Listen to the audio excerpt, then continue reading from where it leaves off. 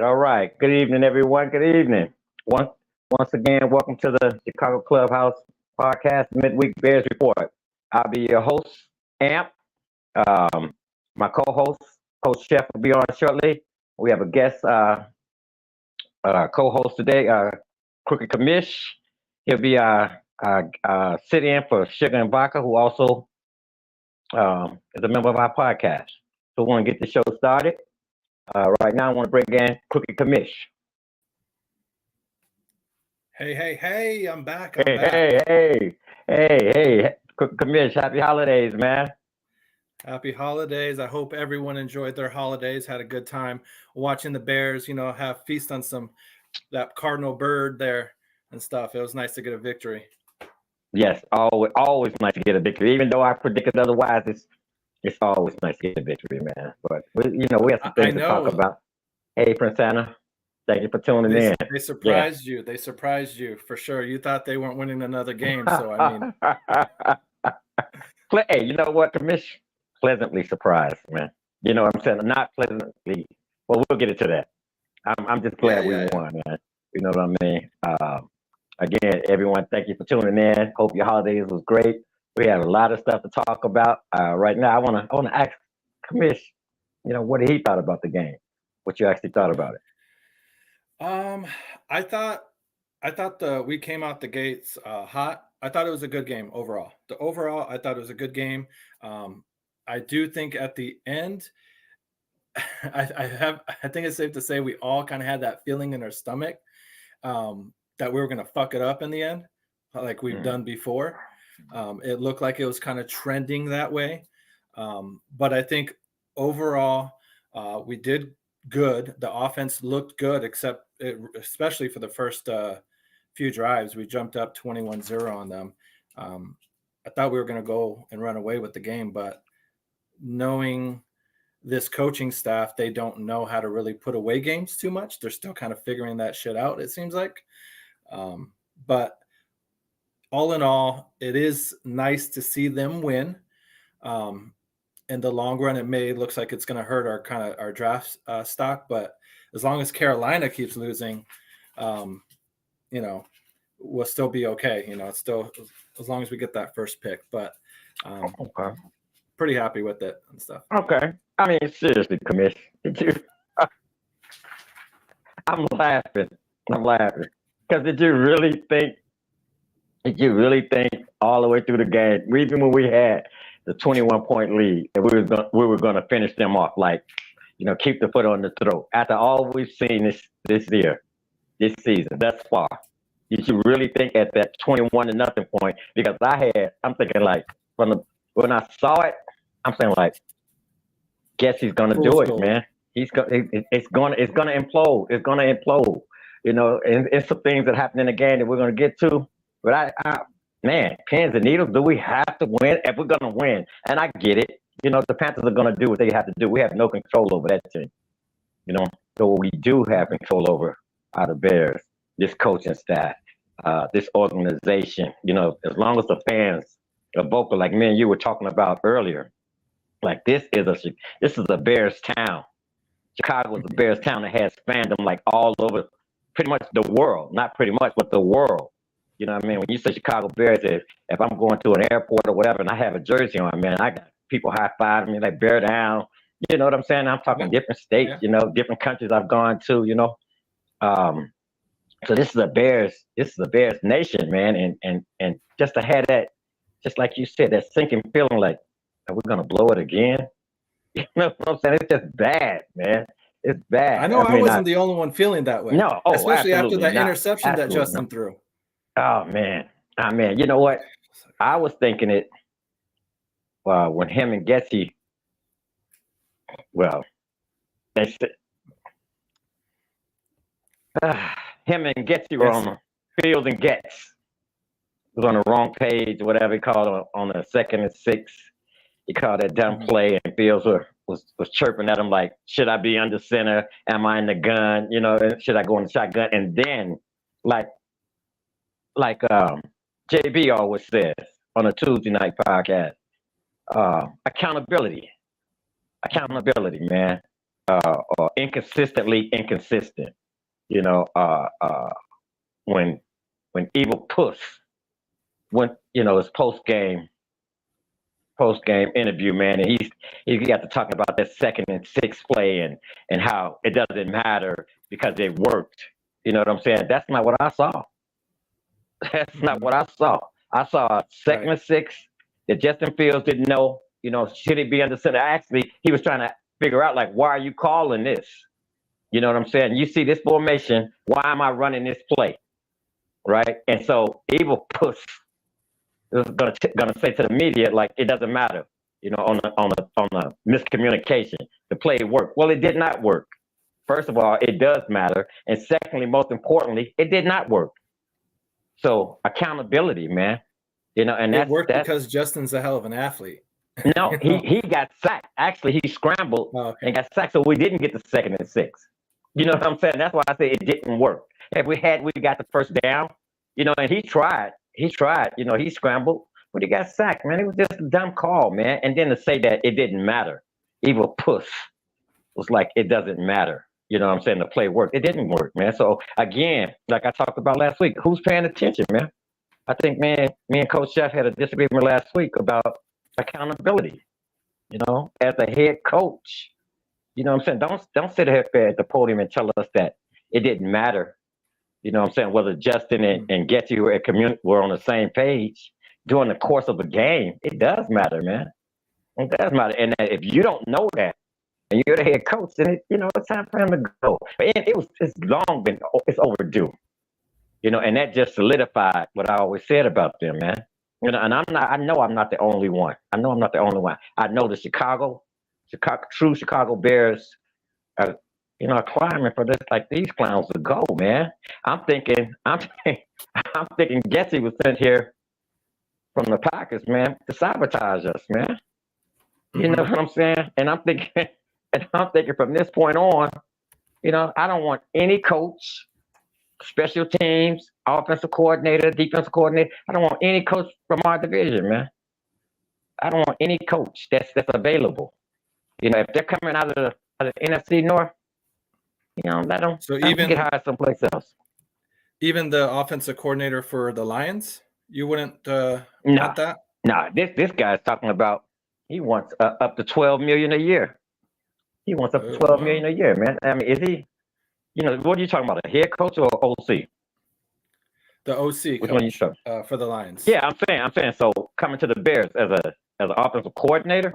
Or no, coach? I think he would probably want head coaching positions. I would be surprised if he made a vertical move and jumped within the division. I don't see that, especially with the Lions. Say they don't win the championship. and they get close. He's I know. Imagine that, right? Okay, right. Wow. So, but he's probably going to want to stay and try and finish it unless he gets a head coaching job somewhere else. So someone just says, "Hey, I'll give you another OC job here in Washington or some shit like that." Like, I would be surprised if he made that jump. No, because he's already making demands. Not demands. He's letting it be known that he's not going to sign anywhere under 12. I think he said between 12 and 16 per year.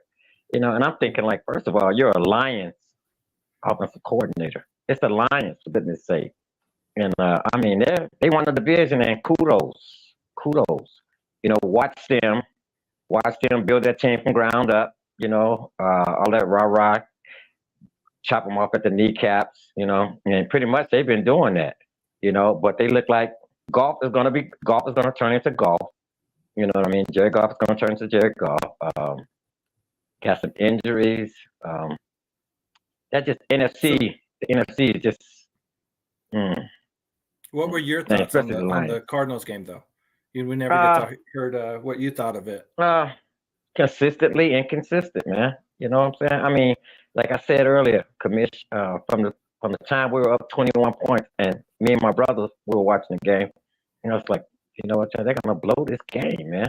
And then as it got closer, they let the Cardinals back in, and Kyler Murray didn't have a clue. I mean, you can tell about the dysfunction within that organization. And then it's like, puss, let him off the hook again, man. I'm like, why do we have to sit on the edge of our seats? You know what I mean? At the third quarter, beginning of every third quarter. Why do we have to? And then and then most importantly, for goodness sake, we were playing the Cardinals, man. So someone made a reference. It was like the battle of, I'm not gonna say what they said, but the two inept teams, man. Two mediocre teams. The battle of two mediocre teams. And so, hey. Here's my other co-host, Coach Chef. How you doing, brother? Coach Chef. We were just giving our thoughts on the Cardinals game, on the win there. Any care to share your thoughts on what your overall view of the game was? I was listening. Apparently, my Wi-Fi has been acting up, so the only reason why you can see me and I can see you all because I had to turn it off, which doesn't seem to make any sense. Yeah, counterproductive. What's Wi-Fi for? Yeah. So my initial thoughts, hearing you all speak about a little bit earlier about some of the happenings from the Cardinal game was we had a typical start. We had a start that was offensively really good. Defense played well, and then we did the thing that we always do. We don't do anything in the second quarter or the fourth quarter, and that stems exclusively. It can't be just players. It is players because they have to execute. And there are plays that they don't execute, obviously. But that stems from the play call. And once again, we don't produce when it's not a script from Getsy. When Getsy has to formulate a game plan, we struggle. Yes, Justin threw a pick in the fourth quarter. He can't throw that pick. He can't throw that type of pass. He either has to throw it to DJ or he has to put more air on it or get the ball out sooner. Watching some breakdown from Chase Daniels about the game. But this game, they didn't figure us out that much for us not to score any more touchdowns the rest of the game. Yes, it's football. I'm always going to say that. If things happen in football, sometimes you get out 21-0 and then you don't score anymore. But it just felt like we didn't finish. Clearly they finished the job because they won, but it seemed like they left so much out on the field offensively. I think the defense played outstanding again. They played a very mobile quarterback. We didn't get any interceptions, but we stopped their run. We are now the number one team versus the run because they put 200 yards on San Francisco the week before. But we had a couple breakdowns. Still football. We still have a young secondary. We kept them at bay. We didn't have any major breakdowns. I had an inkling, I'm sure, at most besides the Greg Deutsch touchdown. Hey man, that's not play calling. They gotta make the tackle. That's players. No, you're saying as far as the breakdown, like they besides that messing up on that play, or as far as not being able to tackle right and played whatnot. outstanding. I think the defense played outstanding.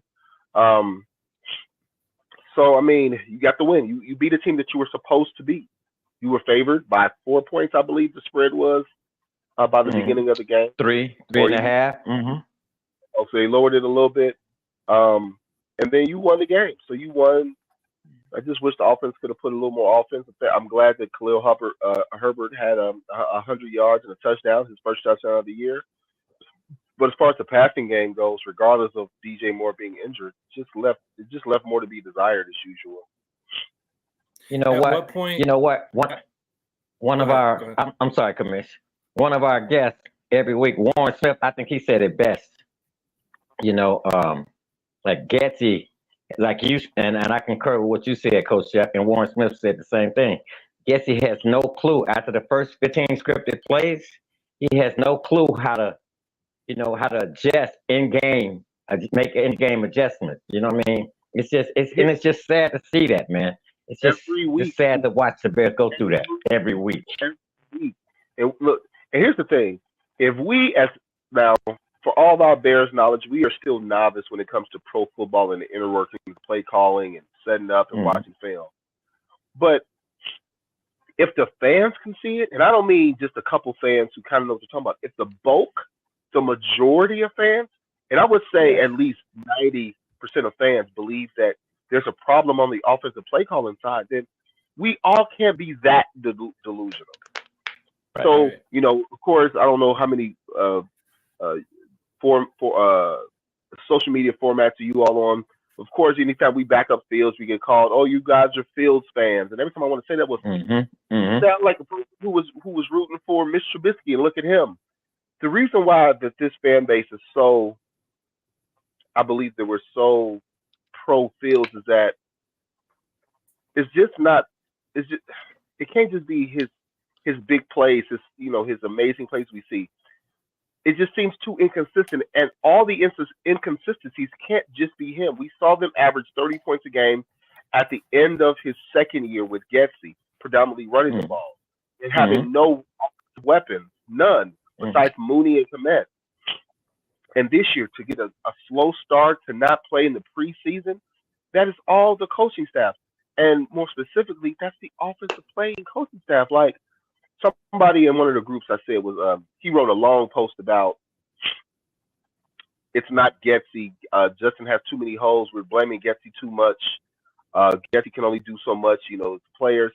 And to some extent, that is true. The players still have to do what the play call says. They still got to block on screens. Like, we talk a bunch of shit about all the screens they called. But, of course, we've called out times where they called a screen where the guy's not blocking or he takes a bad angle. That's the player not doing his job to the best of his ability.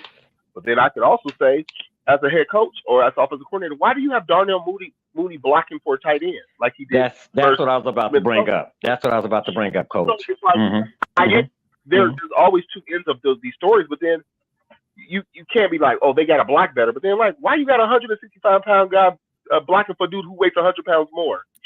Because it looks good on paper. When they're drawing it up there, it looks Receivers, good. No, it never looks good on paper. Not a tight end screen where he like starts at the tight end. It couldn't. It never looks good on any play sheet if you're tight end and you're 160-pound, 5'11" receivers out there, and the smaller guy is blocking. Who doesn't want to block? Who doesn't want to block? By the way, he doesn't. Mooney does not want to block. Period. Point blank. Period. You know what I'm saying? More or less. Decisions. That goes. Because he's already said it. Right. You know what I'm saying? He's disgruntled. He's disgruntled. He's not the only one, but I was surprised to actually see him out on the field. Period. I'm talking about Mooney, Darnell Mooney. Because he's came out and he's criticized his coaching staff. He's criticized the organization. So you know what I'm saying? It was a must. You know what I'm saying? That it was. Kind of with Justin, sometimes Justin missing him on some plays. It happens. But I can have critiques for Mooney. I think Mooney adjusts bad to passes. I've seen Mooney on numerous occasions this season not take a proper angle to a ball or look over the wrong shoulder or stop or down. Yeah. So or just stop short on a route. Yeah. the opening game. No, not the opening game. The game when they played the Redskins. Excuse me, the Commanders. Now, the first big play, Moody's running and Stubbs continuously running. He turned like he tried to do a baseball turn, and that completely slows his momentum down. So that's on him. He's got to see the ball better. But even just going back to the play calling, it's of Getsy. Then the guy in the chat, as I was mentioning, he mentioned something about, it took 10 years for Kyle Shanahan as an offensive coordinator to have an offense ranked in the top 10, and then he got the job at San Francisco. So, of course, that didn't make sense to me. Of course, I spent 20 minutes looking over Kyle Shanahan's background. I said, and immediately I knew I was wrong. I was like, immediately. All it took me to go is to Football Reference, Kyle Shanahan. His first offensive coaching job was with Houston. They went 8-8, and the passing offense was ranked 4th in the league. Like, how do you make it? Like, it didn't take much for me to realize okay. So, my thing is that it doesn't take a great coordinator 10 years to be a great coordinator. It may take a season. It may take a season and a half. Typically, I believe it takes about a season for you to understand the flow, the ebb and flows of a season or play calling for a full season. Maybe something. I think it should take a half a season, because then you should take the first half and be like, okay, these are the things I did wrong. This is what we need to work on. This is the talent I have. This is the offensive line I have. The receivers. What are there? Do I have? I can't call a jump ball for a 5'6" receiver if he has a 20-inch bird. I can't call a power if I have slow guards who can't pull. Like, you should know the qualifications for the team you have, and then call a screen if I got Mooney blocking. But exactly, yeah, man. I mean, like we talked about that earlier. We talked about that earlier. We talked about accountability, being accountable for this, man, for this mess. Just like I was talking to Kamish, you know what I'm saying, on that 2nd and 6 play, man. You know what I'm saying? I mean, like, and then you tell us, it's just like you just said, Coach. Yeah, you tell us that it wasn't so, that it doesn't matter, that the play worked. No, it didn't work. It did not work because we didn't get the first down, and there was confusion. You know what I'm saying? It was 2nd and 6, and Getsy and Fields. No. Fields scrambled. He ended up trying to scramble and we lost 2 yards on the play. We lost 2 yards. We didn't get the 6 yards. I remember somebody on Twitter replaying that play because they were like, Justin was frustrated. I mean, that happens. That happens every team that happens on. But the Bears are so. But don't tell us. Don't tell me it worked. Don't tell me it worked when I watched it fail. I watched it. Yeah, you know what I'm saying? Sometimes, Amp, I think you're looking for him to throw the offensive coordinator under the bus. He's not going to do that. Come on. He hasn't thrown anybody under the bus this year. I mean, he's not going to do that. It's not Timmy tried to do that. They talked to him about it. It's about accountability. He's not going to throw. I don't expect any coach to throw. The last time I seen a coach throw someone under the bus, right? It was Shanahan. It was Shanahan who threw. Old man Shanahan or young man Shanahan? The old man. Really? RG. Or I mean, it could have been. Who was RG3's coach? Who was RG? Who was RG3's coach? So Cal was the OC, but his dad was the head coach. So it probably was his dad. Yeah. When he said it was on my quarterback, that was the last time I actually seen a head coach. So and then he did it to a rookie quarterback, which was weird. Yeah, a rookie quarterback, because they had Kirk Cousins. They drafted Kirk Cousins in the 3rd round. They drafted him in the 1st, and they drafted Kirk Cousins in the 3rd in the same year. I was just using that. I was just using that as an example of a coach throwing a player under the bus. You know what I'm saying? And I don't expect either Puss to throw anyone under the bus. I just want him to take just want to be accountable for his staff, man. And we talked about that last week. You know what I'm saying? You know what I'm saying? Don't stand up there and pee on our head and tell us it's raining. When we're watching this nonsense, man. You know what I'm saying? We're watching this. So I'm just saying, be accountable, man. But like I always say, consistently inconsistent. That's what the Bears are, man. And pleasantly, I was surprised, man, that we actually pulled it out. I mean, I was disappointed because it was a battle. There's a battle. For goodness sakes, we were playing the Cardinals, man. We were playing the Cardinals. And I understand the concept of any given Sunday. I think they were pretty put away. Like just like we were talking, just like fans were like, "Oh, well, Justin, he just lost to I'm watching the Browns right now. He just lost to Joe Flacco." I tried to tell people. I tried to say last week too. I'm like, I know Joe Flacco's 38. I know me and him 39. will graduate. 39. Well, 39. he's a month older than me, a few months older. We graduated the same year of high school. Joe Flacco still is a Super Bowl winning quarterback. Like he still has a winning record. Yes, he's not an everyday starter, but he's still he's still better. If there's 32 starting quarterbacks, he's at least better than at least 28 of them. And he's probably at this point, him being a backup, even though he wasn't on the roster, he's probably better than 95% of other backups. But of course, when you're a veteran quarterback and you have a Super Bowl, the logistics on bringing you to a team. There's many logistics in that. Teams don't want to pay a high price backup and all that other good stuff. But shit, he might send his team to the damn playoffs without their actual $200 million quarterback. But other than that, did you see his face on the sideline? It was like 3 interceptions, and he's like stone faced, like whatever. I said it last week. Ev didn't agree with me, but I'm like, that guy's not bothered by 3 picks. That dude has done that. A 3 picks was a read. 3 picks don't bother a 38, 39-year-old quarterback who's done it. And who's won a Super Bowl and has been to the playoffs numerous times. That guy was like, "No, we gonna get back out there. We gonna keep slanging that thing." You don't have to be a Hall of Fame quarterback. My point is, with that game, man, it was a 39-year-old. It's like Sharon being back there, Sharon Rodgers. Especially the way that our front four has been playing the first 3 quarters. You know what I'm saying? These last 4 games. The way our front four has been getting that pressure because of Sweat, partly because of Sweat, because he's doing his thing. We've been getting that pressure. So when you got a 39-year-old quarterback back there, man, you need to get him. I'm saying that guy. He's not they hit him, but they didn't get him enough, man. They didn't get him like they should have. He was in the 4th quarter. But I want to address this question here. Yeah. He says, "Hey guys, can you believe with the numbers that Komet has this year? Some idiot said that he could do better. Like he's not good enough." Now we've had many battles about this, specifically in our group chat amongst everyone on where it's typically me, Frank, and a few other people who are kind of pro Komet, and then typically it's not JB, it's a foul mouth Chris. He's not a big Komet guy. I'm with foul mouth. I'm with foul mouth on that. He's too sluggish. Yeah, Big Stiffy. He calls him Big Stiffy. Yeah, I'm with that.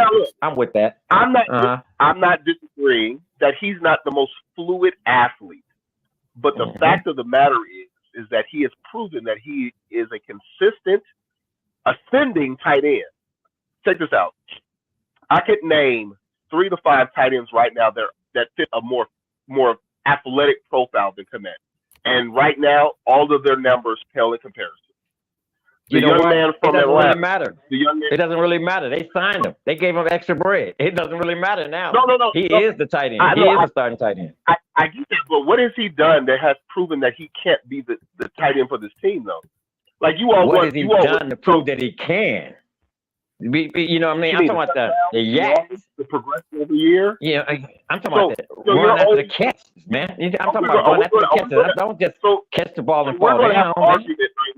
We're going to have an argument that the problem with our tight end is that he doesn't have enough yards after catch. That's the downfall? Yeah, that is part of it. That is part of it, man. I just posted his stats for the season right there. He literally has caught. He's JF1's number 1 target, man. Number one target in the last 5 games. Is he? Oh, okay. Is he? He's in the last 5 games. He's his number 1 target. DJ Moore has had a career year of just about. He's almost going to break his career total in just about every field marker. But Komet is factually. Look, he's factually the second most consistent receiver on the team, tight end or receiver, and he put the numbers up. His numbers have increased every year. 70 catches, 600 yards. He's just under 10 yards to catch because there was that 4-game stint where Justin was out where he was catching a lot shorter passes from Bajent and then a couple games. But he just averaged 25 yards to catch this last game, getting open and adjusting to the ball. even if you account for people criticizing him for his drops have declined. Like I don't think he may have at least one registered drop as a Bears tight end this year, and he still ranks among the top 10 in all tight end statistics. So yes, athletic tight ends. Let's name them. We know he's not a top 2 tight end. He's not a Kelsey. But guess what? No one in the goddamn league. Kelsey is not a Kelsey now. So, let's be honest. I won't. You're absolutely right. Kelsey is not Kelsey now. I don't know if it's the commercials or what it is. His numbers still compare in comparison as a tight end. You got George Kittle, right? George Kittle is you consider an elite tight end. You have those two. Who else is an elite tight end? Kittle, Kelsey. What is the guy who transcends the position? Are we talking about even when they're healthy? Because like Aaron or Mark Andrews would be one of those if healthy. Mark Andrews, 3. The kid up north, the kid for the Lions. What is it? Oh yeah, no. That's for the Vikings. What about Laporta's coming up? No, I said the Lions. Laporta. Yeah, that's 5 guys. Okay, 5 guys. Now those guys, they're all in good situations. They all have really good quarterbacks. None of them have a quarterback who's not a good quarterback. And I would say all of them are a little bit more athletic. I don't think Laporte's more athletic. I think that the play calling just makes his skill level look better because of the plays that they call for him. They send him on seams. Like, we don't put him on enough seams. Why is our 6'6" tight end running more seams? I don't care how fast he is. You run a seam and you're 6'6", you put it in the spot, you should go get it. That's play call. I could go right back to play calling with that. Let's talk about tight ends. The young man in the kid who was a top 5 pick 2 years ago. He's supposed to be the new age special tight end with wide receiver skills. Pitts. Go look at Pitts' numbers. His numbers pale in comparison. After his 1,000-yard season, he had 1,000 yards as a rookie. He only had 1 touchdown as a rookie. I think he only has 3 touchdowns this year. Maybe they don't use him right. Evan Ingram. The Bears thought about signing Evan Ingram in the offseason. Evan Ingram plays for the Jaguars. Evan Ingram has always been considered a guy who's really, really athletic, but never put it together. I believe that I believe that Cole, his numbers are very comparable. He's not, I could find more athletic build tight ends, but they're not producing as Kmet has produced. That's always been my point. That's great. Yes, he doesn't have yards after catch, but he blocks at a above average clip. He catches at well above average clip.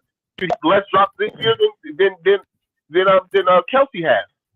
You did sign him. You signed him because his deal's going to be obsolete in a year. Like, you didn't sign him to like elite money. You signed him to like top tier money. Right there. Pitts, that's Pitts numbers. Now Pitts does have a tight end number 2 who's really good, who's better than our tight end number 2, but he's the tight end number 1. He had 1,000 yards as a rookie. He only had 650 catches. Now, yes, his quarterback isn't as good, but he's supposed to be the flex tight end that flexes out and runs a 4.5 40, and he's we can all agree he's faster than Kmet, but he's not producing like Kmet. So I'll take the guy producing consistently growing. Yeah. His numbers have not dropped. The only part I agree with you. I mean, the numbers don't tell half truth. So you're correct about that. But I'm saying the player, him. He's so he hasn't gotten worse. He had my point to you and to Falmouth Chris has always been, or anyone who's not in the Cole Kmet campus, has he regressed as a player? The point of a rookie is to, as a young player, to becoming a veteran is progression. Has his numbers gone up? Has his production at this point? It's mute. It's mute. They're paying him. They're paying him. If we had tight ends, if we had real tight ends on the team, you know what I'm saying? If Poles had a chance in the first round, because that's what Kmet was taking. What are you talking about? That's what Kmet was taking in the first round. Am I correct? It was the second. No, he was a second round pick. He was a second round pick. Okay, so he was second round. Because he lacked elite athleticism. That was his knock. His knock was elite athleticism. His pros was that still is not. That still is not. All right. No. Real quick. Read some of the comments, Coach. Real quick. Hold on. Read some of the comments. Hold on. I'm going to go over Komet's stats real quick. His rookie season, Okay. 28 catches on 44 targets, 243 yards, 2 touchdowns. Next season, 60 catches on 93 targets, 612 yards on 0 touchdowns. We talked about that. Last season, 50 catches on 69 targets, 544 yards, 7 touchdowns. And then this season, he's at 70 catches on 86 targets. So he has been moving up as far as his target. That's what you're supposed to do.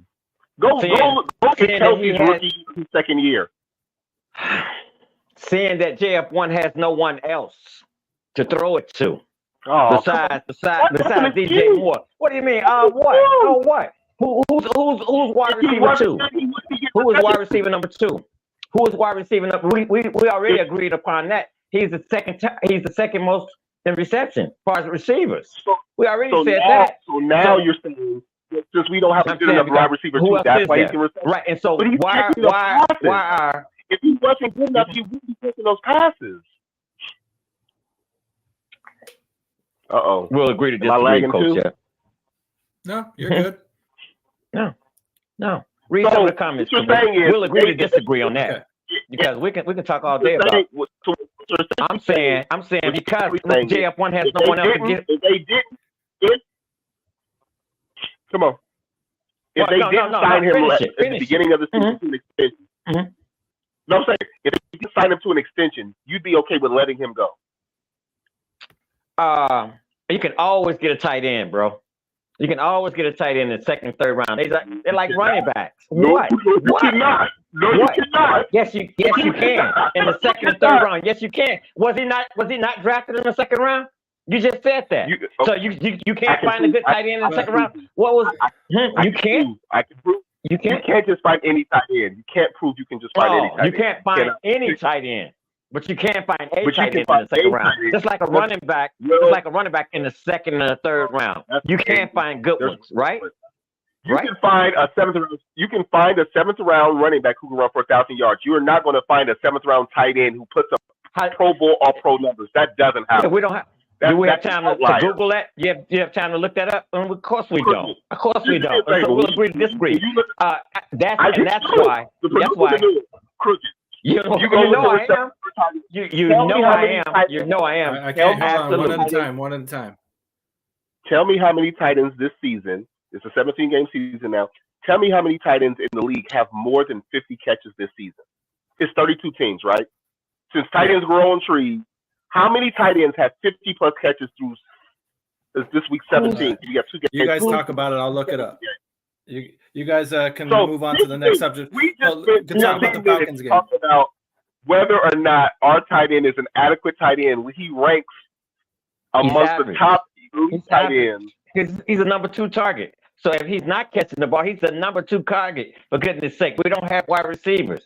He's average. He's average. Does that matter? Regardless of what the numbers say, man. Because who wants to jab? If DJ Moore, like this week, DJ Moore shouldn't be playing because he's injured. So who's going to be the number 1 target? Certainly, it's not going to be Mooney.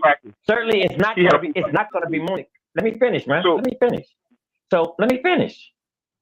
Like DJ Moore's not going to be playing this weekend, right? He's not going to be playing. If he does, he's just a trooper. So with DJ Moore out, and actually Cole Kmet got hurt also.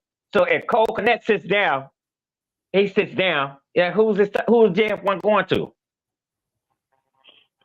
Got to run the ball. Got to run the ball because first of all, if Cole Kmet plays, man, if he plays, you know what I'm saying? He's average at best. You can get a tight end. Right. You can get a tight end in the second and third round. Go ahead, Kamish. Go ahead. All right, I got some numbers here. All right, so coming in first with catches, with tight ends, it looks like it's going to be Evan Ingram with 98 this season. Next is Hawkinson with 95. Kelsey 90. And then Njoku 75. Laporta 74. That's 5. Kmet 70. He's number 6. So there you go. 6. Those are all starters. Who else? Those are all starters. The leading tight ends. Yeah, the catches. Are they all starters? Who else has catches? Who else? What's up? Continue with the tight ends list up to 50 catches. Who has 50 catches this year? There's 32 starting tight ends in the league. Okay, let me see. 50 catches. I'll just say 50. Kittles is next with 62. Dalton Kincaid with 62 as well. Jake Ferguson with 61. Let's see. Keep going. Here. Tyler Conklin, 54. I don't want that guy. He's average. Dallas Goedert's 53. We're getting towards the end of it. Dalton Schultz, 52. Logan Thomas, 51. And then Pitts is at 50. So he's 6 out of 14. He's rated number 6 out of 14. So there are 32 starting tight ends. 32 starting tight ends. There are only 14 tight ends that have 50 catches or more through 16 games. So by definition, he couldn't be average if he's already in the top third. That's like average and generational. That's like average. Oh, he's average. Boy. He's average and generational. The words. We can do wordplay all this podcast. But on to the next subject. Yeah, we can do wordplay. We can do. He's average. He is a decent. He is a decent, serviceable tight end, and not worth what they give, and definitely not worth. Okay. I'll take that. I'll take a decent tight end that produces when you ask him to produce. Because yes, if we had a Marvin Harrison Jr. or we had another receiver who put up numbers, he probably would put up numbers. But guess what? If you have to throw to your tight end and he's catching the ball, then guess what? He's not average. He's above average. He might not be elite, but he's definitely not average. He is serviceable. That's what he is. That's what he is. Serviceable tight ends don't have 70 catches. Serviceable tight ends don't have 70. Yeah. They don't have 70 catches. He's 6th in the league in reception. I think serviceable would be somebody like Logan Thomas. Logan Thomas is serviceable. I mean, he has a history of injury, but he's serviceable. Conklin. The tight ends, Conklin, you want Conklin as your tight end? Come on. So no. Why? No. Go ahead. On to the next one. Every tight end ain't gonna run 4.5, okay? It's not every tight end ain't gonna run 4.5. You think? I'm just saying, like y'all want him to be a receiver type. Look, your job. That's what he is. That's what he is. That's what he is. I mentioned in the chat. I mentioned in the chat that he's gonna rank amongst the Bears tight ends as far as numbers, and then Foulmouth was like, well, he'll be on the team long enough. You mean like Olsen? Like Greg Olsen would have been? Well, you mean like Greg Olsen? But they traded a real one. Yeah, they did. I wasn't there. No one has called Kofi an elite tight end. Check this out. No one has called Kofi an elite tight end. No one has called him an elite tight end. I said he's an above average tight end who produces at a higher clip than the average tight end. You call him an average tight end, you call him a Conklin. There's 14 tight ends that have 50 catches this year out of 32 starting tight ends. So by definition, he couldn't be average because he's in the top 6.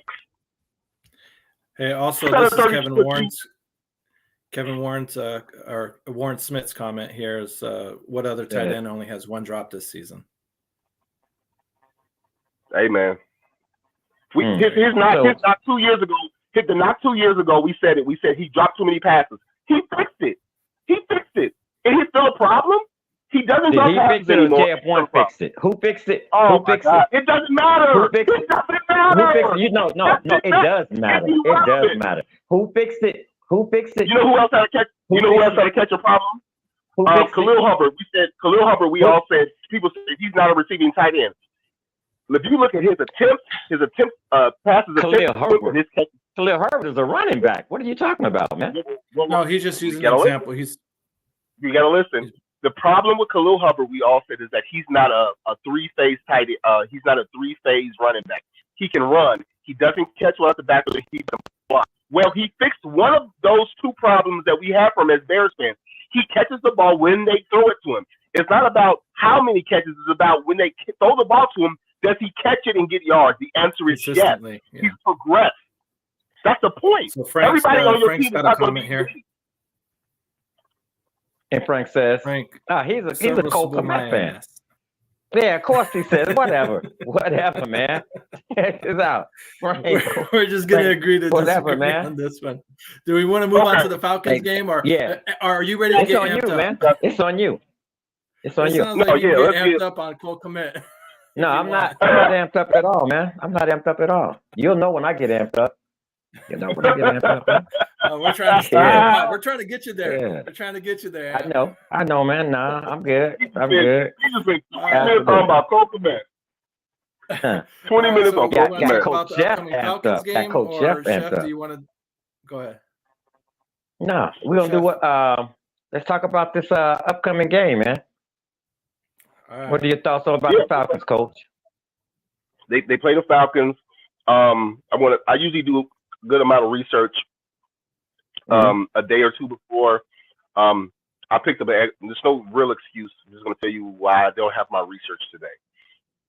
I picked up a shift at the casino, so I was at work all night last night, and I had some family from out of town come in today, so I spent about 4 or 5 hours since about 2 o'clock with them until literally about 20 minutes before the show started. So I did not do my adequate research. All I know is that Desmond Ridder is their quarterback. They have some young, talented skill players at receiver and tight end. They actually have 3 tight ends. And running back. And they have a running back, Bijan, who actually has not been playing well. The rookie wall. He hit that rookie wall. Rookie wall, or injuries, or wherever they may be. Also, they have a coach in Arthur Smith who may or may not be with the team next year because he's still hovering around that 7 wins. Now. They may give him an extra year. We don't know. And I'm not going to lie. I don't know how good their defense is. Their defense seems to be pretty, literally average. I'm pretty sure their defense ranks between 15 and 20. So and they're coming here. They're a dome team from the South. So, of course, we are not into predictions, but I don't think they have enough. Now, technically, I believe they have enough offensive weapons to beat us, but I don't think they have the guy pulling the trigger and the play calling to beat us. I would say that. Go ahead, Chef. Go ahead. No, I'm just saying that they have Cal Pitts, they have John Smith at tight end, they have Bijan, they have Cordell Patterson, who's still using all purpose. They have Drake London, the young guy. They have their second string Algiers, their second string. They have offensive talent. Why do you think that Bears fans don't want Justin Fields going to Atlanta next year? They got weapons. You know what? That's just chatter, man. That's chirping. That's just chirping from the national media, man. I would say that they have more weapons than we do in totality. Oh yeah, my bad. Oh, and they got Heineke playing. I think Heineke's a better quarterback than Ridder. I don't think Heineke is playing. It's another bum, man. It's another bum. It might be. They might be sticking with Ridder. What is his name? They bounce back and forth between them. Ridder. One week it's one guy, and the next week it's the other guy. Yeah, both of them are bad. They don't have a quarterback, is what they're trying to say. Exactly. I think Heineke's more of a guy who is like a career backup, but when he does play, he does give a team. He's one of those guys who always gives his team a chance. He'll keep you in the game. He just typically doesn't have enough talent overall to be a 17 game starter. But I believe that their weapons are solidified. Like I think they have quite a few weapons that are very dangerous. Since we do give up a lot of passing yards. Yeah, they bench. I was about to say that. My only concern is not the rushing yards. It's the passing. You know what I mean? I think we have the corners and the safety, man, but I think they're just young, man, and they just won't play those four quarters like that, man. Like, you know what I'm saying? They just won't get at it for 4 quarters, and I think that's just because they're young. I don't think that's a reflection, and I have to be honest. I don't think that's a reflection on Puss, and his calling, his play calling. I think it's just because they're young. You know what I mean? Yeah, you got JJ back there to solidify that around those youngsters. But overall, you know what I'm saying? Your secondary is like second-year players, man. So I am concerned about the Falcons because that's my only concern about the Falcons coming in here is, will the Bears, be able to defend the pass? Because Bijan, like I said, I like Bijan. I liked him coming out. I don't think any running back is worth the number one pick today. Ezekiel proved that. Regardless, Dallas proved that. Regardless of who the quarterback is, I think our defense should at least get a couple of interceptions, whether it be Ryder or both those guys throw picks. Both those guys throw picks, and both those guys are not known for putting up a lot of yardage. It's just we have to, and especially in the second quarter and the fourth quarter, we've got even if Eberflus is not calling suspicious play calling as far as defensive, we've got to be able to take good angles and make those plays when they're there because they have enough athleticism where those guys can get loose. Drake London can run in the open field. Pitts can run in the open field. All their running backs, Cordero Patterson, they might give Cordero a couple more touches because he's an ex-player. I mean, he's not as his speed is not as elite as it was, but he still he's still he's still a big athletic body who can beat you with his speed. I'm pretty sure he's still doing kickoff return for them at least. He is. But I looked it up. Bears as a whole, not just their offensive weapons. I think the Bears from number 1 down to 53 are a better team, and I do think that our coaches are more superior to their coach. I know you may not Like pump the brakes. What do you think? The reason I say that, pump your brakes, Jeff. Come on, don't put those two words together, man. Don't ever. Is Bears coaches and superior. Those 3 words. I'm sorry. Come on, man. If the Bears had Kyle Pitts and a guy like Kyle Pitts was your second tight end, and if Drake London was your number 2 receiver, you would expect the offense to put up bigger numbers. What I'm saying is that they have enough weapons on their offensive side to where their numbers they should be putting up more yards and more points than they're putting up. Their offensive line isn't horrible. Like everything about that team is pretty average except their quarterback and their coaches. This season, I've only seen one coaching staff that was worse than the Bears that we played. I've only seen thus far. I've only seen one. Panthers? No. I wish I could say that. Because the Packers defense do suck. It sucks. No, I was thinking about the Cardinals. Panthers. No, I was thinking about the Cardinals. I said that we played. Okay. Did we play the Panthers this year? Yeah. You played them on Thursday night. We did. Yeah, we did. We did on a Thursday night. Yeah. Yeah. But I was thinking about the Cardinals. I was thinking about the Cardinals, man. Watching those cats last week was like, ooh. I thought our coaching staff was bad. They're like they don't have a talent. They don't have talent. Real quick, Jose Gonzalez's question is that Marvin Harrison. That's my son. Good. What's up, son? Okay. He'll do good. Will do good. When was the last time a wide receiver was taken first pick? That has to be Keyshawn, right? Keyshawn was the last one. No, you know what? It was. Last wide receiver. But when it comes to Jose, man, think that this cat is a Colts fan. He's a Colts fan, so Colts. Indianapolis Colts. How did you rate the Colts fan? So I don't know, man. I was telling the quick commish that my other son is a Ravens fan. Is a Ravens fan, man. So I don't know where I went wrong, man. I don't know where I went wrong, man. I don't. Let me guess. One son grew up with the Peyton Manning Colts being good, and the other son grew up. There you go. Yeah. Yep. There you go. It was there. I was just telling Commissioner about that. Mm-hmm. They can't even keep their quarterback safe. No, they got a young quarterback who got it. So when he speaks, the Browns are going to make the playoffs. Right. Did you know the Browns are the only team in the NFL? We lost to them obviously and caused multiple turnovers. They're the only team. Right. They lead the league in multiple games with 2 or more turnovers. Yep. I knew that. They have 10 wins right and there. On the verge of the playoffs. There they are. But a lot of that, you know what I'm saying? But the talent on that defensive side of the ball, Coach Jeff, like you said, and that knowledge on the offensive side with that quarterback, and I'm saying he's 39. and the Bears should have had that game. They should have had that. But coaching was superior. That plays a big part in that, man. Yeah, the Browns coaching staff is really good, and the Browns defense is superior too. Their defense is really good. Man, I think they're ranked. What? They're really number 2 now. They're number 2 behind the Ravens. Behind the Ravens. I think in total yards they may be. I know the Bears are still number 1. Against the run, right?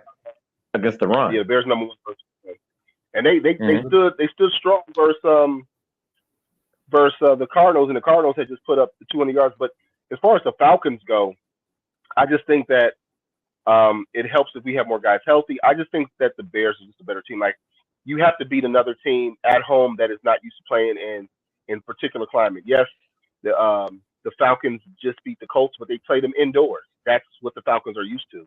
And I'm sorry about your son, but the Colts aren't good. I mean, come on, the Colts. Well, come on, man. First of all, it's just like you said the same thing about the Cardinals coming in to Soldier Field. And they gave the Bears all they could handle, man. You gave them all they could handle. It's the lesser of 2 evils. It's the lesser of 2 evils. Both of those teams. One run, if you take away that big reception by Dortch, their offense really didn't get started. They had one drive, and they had one long touchdown. They really didn't have any offense the entire game. It shouldn't have been that close in the end, man. Absolutely not. It shouldn't have been that close. No, what I'm saying is it's still, my point that I make all the time is it's still football. They're still professional athletes. They're going to find a way.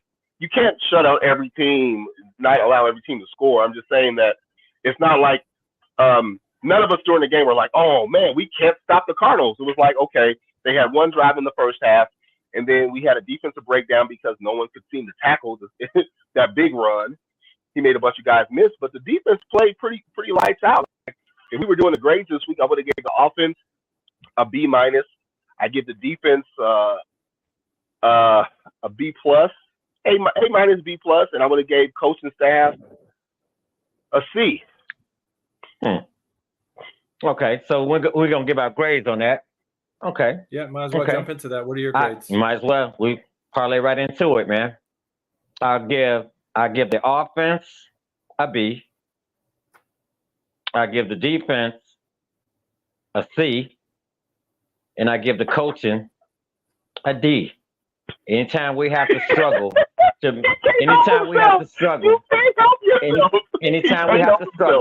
a team, to finish the team off again, that you know what I'm saying? Anytime we got to struggle to finish the team off, and we're up 21 points, we've seen that before, man. And like you said, I'm just using what you said. I'm going back to what you said. There was no reason. When we're up 21 points, and I know I'm not the only one as a Chicago Bears fan, when we were up 21 points, that was thinking like, man, we're going to blow this game. And sure enough, we didn't blow it. You didn't? You didn't have any doubt. Offense. It was offense. I did after that interception. No. When Fields threw that interception, I was like, shit. Even after the interception, and the Cardinals go out, and the Cardinals went down and scored that next drive, I was like, they're not getting the ball back to score again. This was for me, the Falcon game, not the Falcon, I'm sorry, the first Detroit game and the Denver game? Crap. Not the Denver game, the game after that, the Browns game. Those were 2 games where I was like, bro, those are the only 2 games where I was like, they're trying. It's like they were trying to find a reason to lose. I'm not saying that's happened. It just seemed like nothing was going right when things went bad. Nothing about the Bears was being, was stopping us from having those negative thoughts. I didn't think this game. I was like, bro, they're not going to win because. Well, I was afraid that they were going to prevent defense again. The Cardinals had no receivers. The biggest play they had all game was to Dortch on the broken play. Well, he made people miss. They even had the leading receivers for the Cardinals are like tight ends and running backs. That's the biggest play. That's the first touchdown that Kyle Murray threw to a receiver since he's been back from injury. So I was like, no. You are in the minority. You have to be in the minority of Bears fandom because you have to be after watching this team all season implode in the third quarter. You have to be in the minority. You have to be. You have to be in the minority, man. What after watching it? Have you been watching the same? Are we watching the same team? Hey, In I'm coaches? drinking 2-year-old beer. I'm definitely in the minority. Okay. I'm drinking 2-year-old beer. I'm definitely in the minority. Right. Okay. Well, I'm drinking 1-day-old bottled water. As long as it's cold, though. Yeah. As long as it's a cold ass beer, that's all that matters. Hey, man, I was at this hood liquor spot in Chicago Heights, for those who know where that is. And I know where a it's beer at. that came in 2000, they had this Budweiser Jim Beam Black Lager. So I'm at this hood liquor store because that's the only liquor store open at midnight around my house. And I was like, damn, they still making that Black Lager? And my man found the 4-pack in the back. Nope. And I was like, bro, you can't charge me full price for this beer. This beer expired in 2020. So you can't charge me full price for this beer. Nah, give me this 4-pack. So I take it home and I'm Googling like, how old can beer have before it really goes bad? How long can you have it? How long can you have it? So this beer is 7.1 alcohol by volume, which is actually pretty high for beer. So typically a higher beer and a dark lager or darker beer, they last a lot longer than if it was like a hoppy beer, like beer that are made with hops. Those beers don't last as long because hops have to be, you want that as fresh as possible. This is a darker, like I said, a darker lager beer. The ACV of it is really high. Like your average beer is around 5.1, 5.3. Once you hit like 6.5, that's really high for a beer. So those beers, and actually, it didn't taste that bad. I drank one last night. Drinking one right now. I wouldn't know. I wouldn't know about that. I wouldn't know about that the alcohol thing. But with that, Commish, I want you to go to our sponsor, man. No, I don't touch alcohol, man. No carbonated beverages, no alcohol. I'm good. I'm good on that. You don't drink sparkling water? You don't drink the sparkling water? No, I can't stand the taste of it, man. That's sparkling. Hey. Yeah. Alkaline. I feel you. Alkaline water. My girl drinks the sparkling water. I can't give it. If it's got fizz, I just can't. I remember when I was a chef, right? And they used to bring the bitters and seltzer back there to the kitchen. Like, try this, chef. Try it. Oh my goodness, man. All right, everybody, hey, if you haven't tried, let's go to our sponsor, if you haven't tried Moors, go ahead and check this out. Listen, shout out to my man Terrence from Chicago's Clubhouse podcast, from the Moors Brewing Company here in Chicago, Illinois. All right, we got bros out here putting out this for the Moors. It's tasty. I didn't even have to come on here lying about this. All right, this tastes like what I like when I drink a beer. I don't drink a beer often because I'm too big and I need to stay off of carbonated drinks. But this is the carbonated drink you need to open up and crack and take a sip. All right, if you want to come out of the dark ages, be educated. All right, get you some of this Moors brewed right here. It's definitely tasty. You can get it in Kimbark and High Park. Whoa. I thought we were a team. Where's Mines? And when are we getting in Tempe, Arizona? I guess we're going to have to find out, man. But everybody out there, for here from Chicago, go to Kimbark and pick you up some Moors.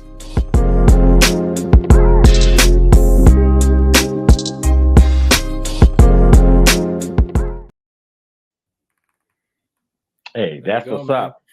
That's what they have that out in the suburbs now. Mm-hmm. Yeah, get yourself a case, everybody. Here, it's some really good beer. Once I get back to Chicago, I'd love to try that out and stuff. So they have it out in the suburbs now. They had the Moors out in Homewood, Matson. Yeah, you know what I mean. Matson liquor store, Kenwood, in the city. I told they make great stocking stuffers. Out by me in Matson. Matson liquor store has it. I saw it on the shelf. I was through there. Mm-hmm. Benny's has it in Orland. That's about 20 minutes from me. Benny's has it. They gotta have all the flavors. But the Matson liquor store, which is on Lincoln Highway, in between Governor and Cicero. Pulaski and Cicero. So it's got to be like 4400 West on Lincoln Highway. Right on. Yep. They right over there by Pete's and Red Star. They've got all of them. That's usually where I get my Moors from. So yeah. Chef, did you want to jump into your segment, or did you guys want to talk your cooking, baby? Lines, or what's cooking? What do you want to do? What's cooking? We're about an hour into it, so. Okay. Do I have what's cooking? I was around family and drinking. Like I low key was tipsy right before we went on. I had to eat something to get a little sober. Me and my cousin finished a doggone bottle of Jameson. Oh my. Yeah, go ahead and pour me a glass of that. Oh my. Apple Jack. What did you Not eat? Jameson, Apple Jack. What did you eat? What did I you had some eat?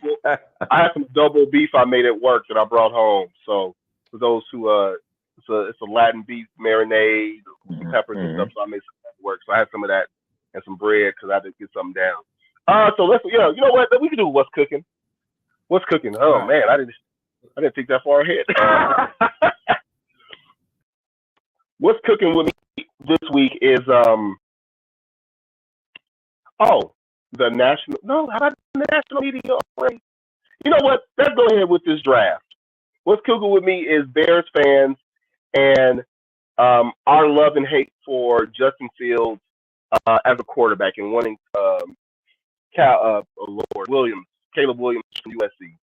Look, I'm a staunch believer in a few things. I believe that the Bears struggle developing quarterbacks, and I believe that Justin Fields has shown more progression in his past years than most quarterbacks we've had based on the climate around him, based on GM getting rid of all his weapons, the defensive weapons last year, based on having an inept head coach, offensive coordinator, playing call as a rookie, Matt Nagy, who's seemingly being part of the downfall with the Chiefs and their inability to score points.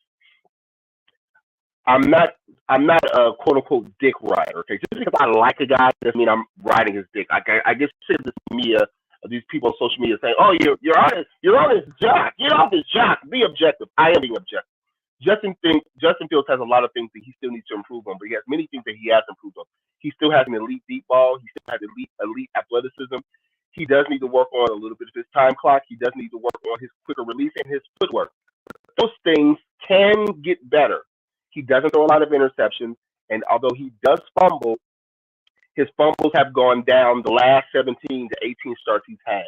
Now, the problem I have with drafting a quarterback is that your quarterbacks don't have a tendency of getting better with the flaws that they already have. For instance, Jameis Winston was a Heisman Trophy winning quarterback, yet he threw a lot of ill-advised interceptions in college. He threw double-digit interceptions in college.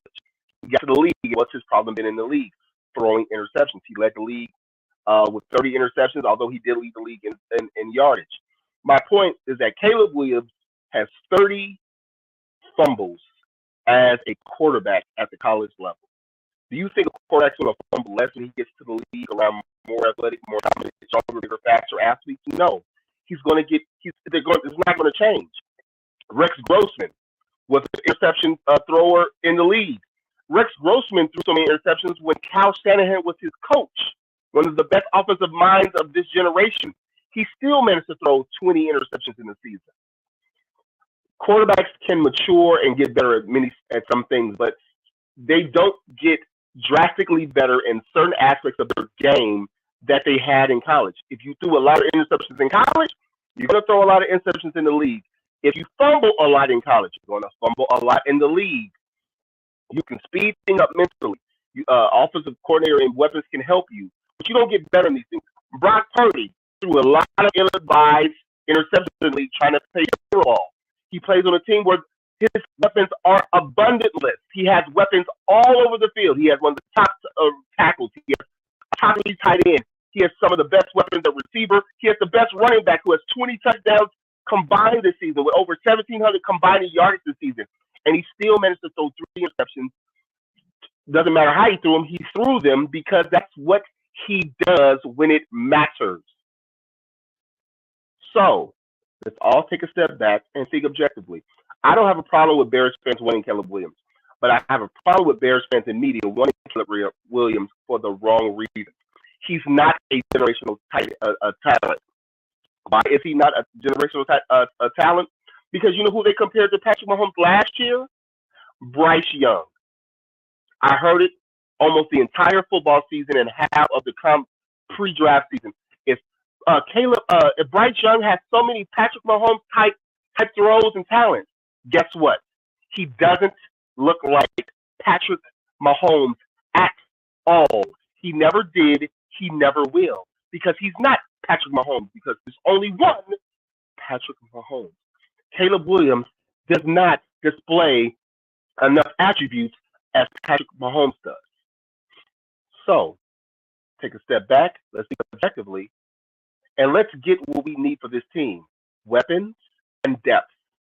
Weapons, receivers, depth on the offensive line and offensive weapons. And that's the D-line and secondary because we need it. Other than that, just keep the quarterback. Let's get rid of the offensive coordinator. This is going to be super unpopular. You're probably going to have to keep the offensive coordinator, and let's make this team better so we can actually make a legitimate run for the playoffs next season. And that's what's cooking with Chef. Oh my. Oh. Nice Oh, job, my. nice job. Thank you. It smells thank mighty you. good Thank you. what you're cooking there. So Oh, my. I just wanted to add to that as far as what you're saying with Justin. I do agree that we've seen some improvements from him. I do like seeing that he's throwing the ball away now instead of just running out of bounds, or just going down and taking the sack instead of trying to scramble and wiggle out of a sack and then get slammed from behind because the other guy comes and cleans up the sack and whatnot. I'm liking that he's recognizing when the play's dead and not trying to force it all the time and stuff, and just being like, all right, just got to throw it away now, or just got to, go down. But there are things that are still concerning me is the fumbles and stuff. He's putting the ball on the field now. I know he's not losing them all. Thank God our offensive lineman's recovering them. But just the fact that he's still putting the ball on the ground makes me feel uneasy. Yeah. There's still a lot of times where it's like, damn, it's gonna get intercepted, and then it just whizzes by the defender, the D-back. So there's too many times where he makes me uncomfortable with some of these throws that he's laid on and just damn near getting intercepted. So I'm hoping that improves, but if next season we're still seeing those same type of issues, if he's still on our team or still the leading guy, then you don't sign to the 5th-year option. Then you don't sign to the 5th-year option, or you keep him with the 5th year, and then you draft another quarterback. Man. I get it. So I agree with you, because the thing that I worried about Justin the most coming out of college is the thing that he still has an issue with, which is hard to get rid of unless you're diligent in the coaching of that. Is he holds the ball too long? That was his major issue in the league coming out. He had two major issues: holding the ball and his long windup. Those were the only real issues. And processing. Processing was the issue with acknowledging like free blitzers. He's gotten better with the free blitzer. It took him. I would say by mid-season last year he got a lot better with that. I don't think he's had a lot of issues with acknowledging the free blitzer and taking those hits this year. There's nothing that stands out to be like, damn, first game of the season or something like that. A lot of that is offensive lineman. That's his protection also, or lack thereof. But you have a 5 platoon. The quarterback has to be accountable for the extra guy. So if they're blitzing 5, or they're blitzing from a place where you have a receiver, like the most rudimentary way to pick up the extra blitzer is that if you acknowledge there's a blitzer, if you're a right-handed quarterback, so your left side is your backside.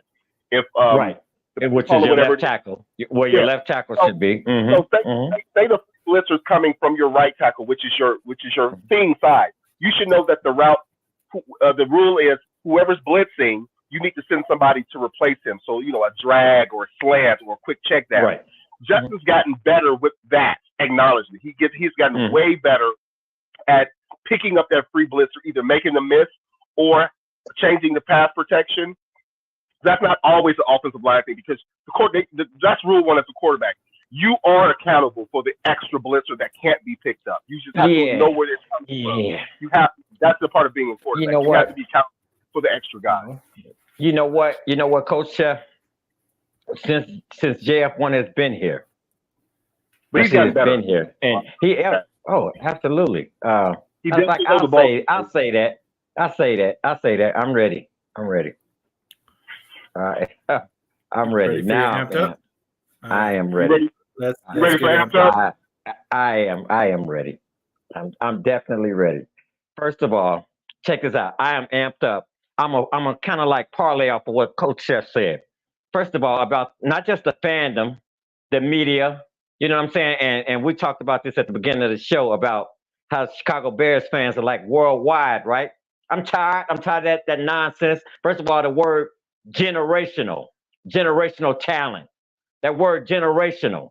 Check us out. Everybody, every year, there's generational, quote unquote, generational talent in the draft. And it never works out like that. Let me stop. Let me stop. It very seldom works out where a player is generational. You have your Jerry Rices, you have your Randy Mosses, you have your Lawrence Taylors, you have your Walter Paytons, you know what I'm saying? You have your Barry Sanders, you know what I'm saying? That's generational. Your Jim Browns, that's generational. I'm tired of that word. And most important, this is what I'm amped up about. JF1. He's not a generational talent. But you know what he is? He is a franchise quarterback. That's what he is. And that nonsense about him holding the ball too long, any running mobile quarterback is going to hold the ball maybe a second or two. And let's just keep it a band. Let's just keep it a band while we're at it. You know what I'm saying? That line, that offensive line, since he's been here, and I agree with you, Coach Chef. Yes, he has improved. And and it's not because of the offensive line. And it definitely is not because of the play calling. It's because of who he is. It's just like you said, he's processing better. You know what I'm saying? Yes, he holds the ball, but he's a scrambling quarterback. So does Lamar Jackson. So does Patrick Mahomes. And yeah, they get pounded. They get pounded. So stop it. Let's stop it with that. JF1 is not the man. Caleb Williams or whoever it is behind him. Whoever's behind Caleb Williams. We're not drafting them.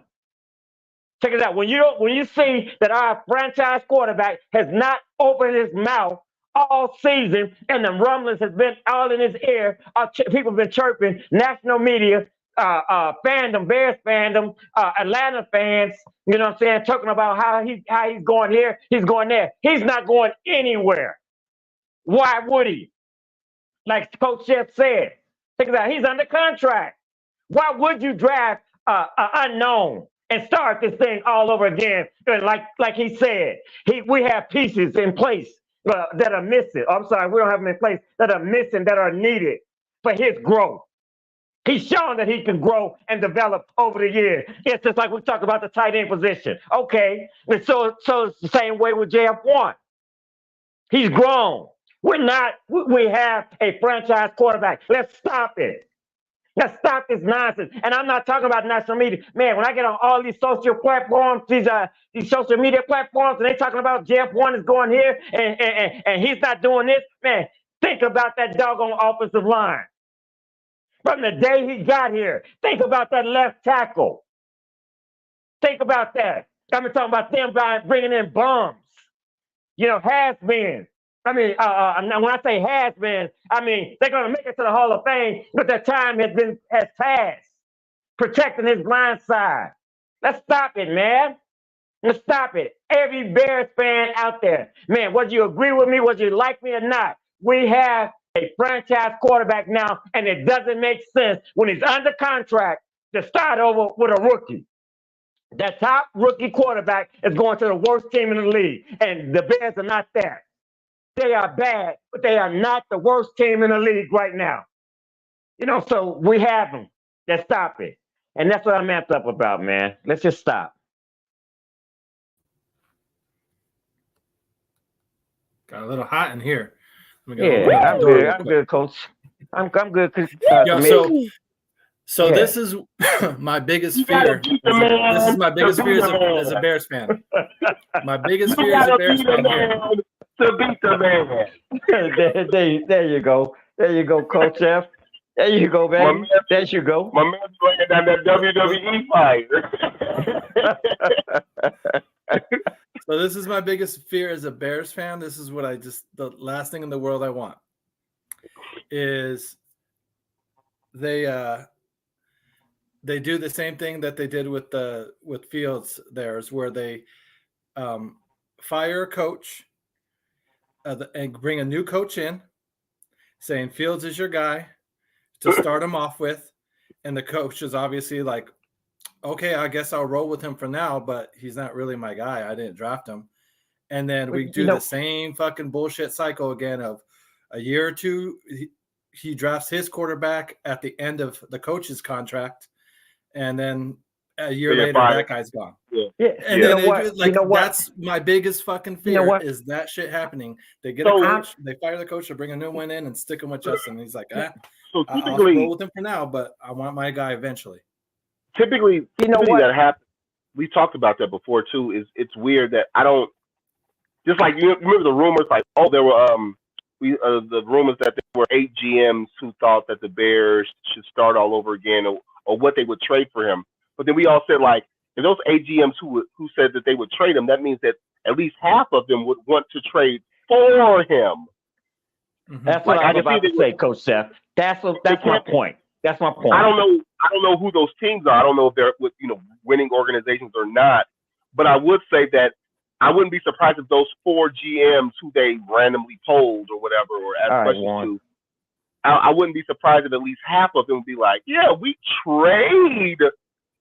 But it's weird. So and you know what, Coach Chef, that's what I was about to say, man. I don't first of all, I don't expect this. This is where I disagree with you at.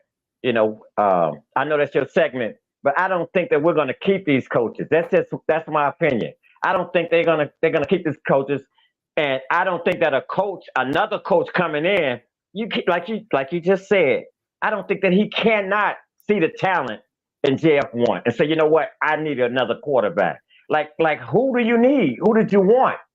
Especially when we have this one under contract, like you said, and we can sign up to his option year. So who do you want? Who do you want? You know what I'm saying? So all I'm saying, right now, I get you, Quicker Commish.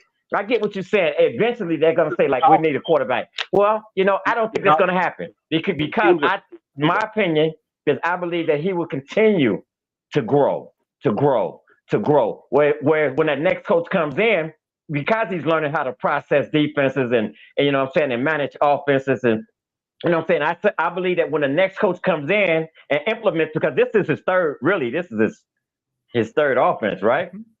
Yeah. It's his second offense. If they fire Eber, they hire even if they don't fire, this will be his third. If they fire, they go on to fire. This will be his third. If they fire, when they fire him. If nothing else, it's going to be his third offensive coordinator because there's no way in hell they're keeping Getz. And I believe he can handle it. I do. At this point right now, I believe that's he can why handle I would like to see someone else calling the plays for these last 2 games. Right. That would be nice to see. If we could have somebody else calling the plays. For that reason. Mm-hmm. I agree. If we could get maybe the quarterback coach, someone else, just to see if there's a difference in the flow of the game. Yes. Well, you know what? We kind of saw that with Bajan. But you know what I'm saying? Different quarterbacks changing that. Yeah. You know what I'm saying? Even then, the games didn't flow offensively. They were still very, and it seems you didn't. They were good.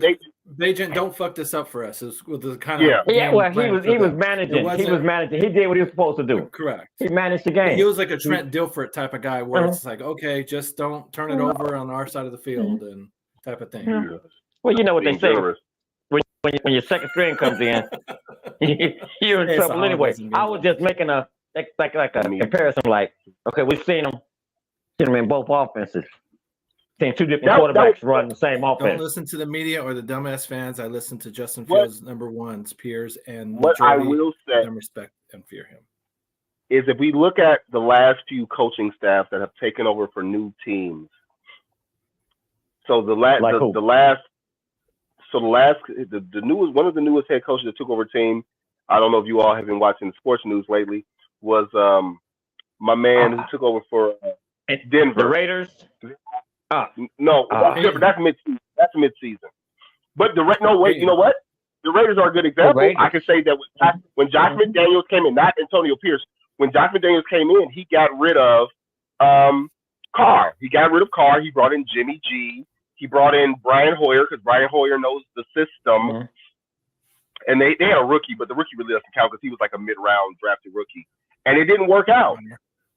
So coaches are very big on, especially offensive-minded head coach, offensive.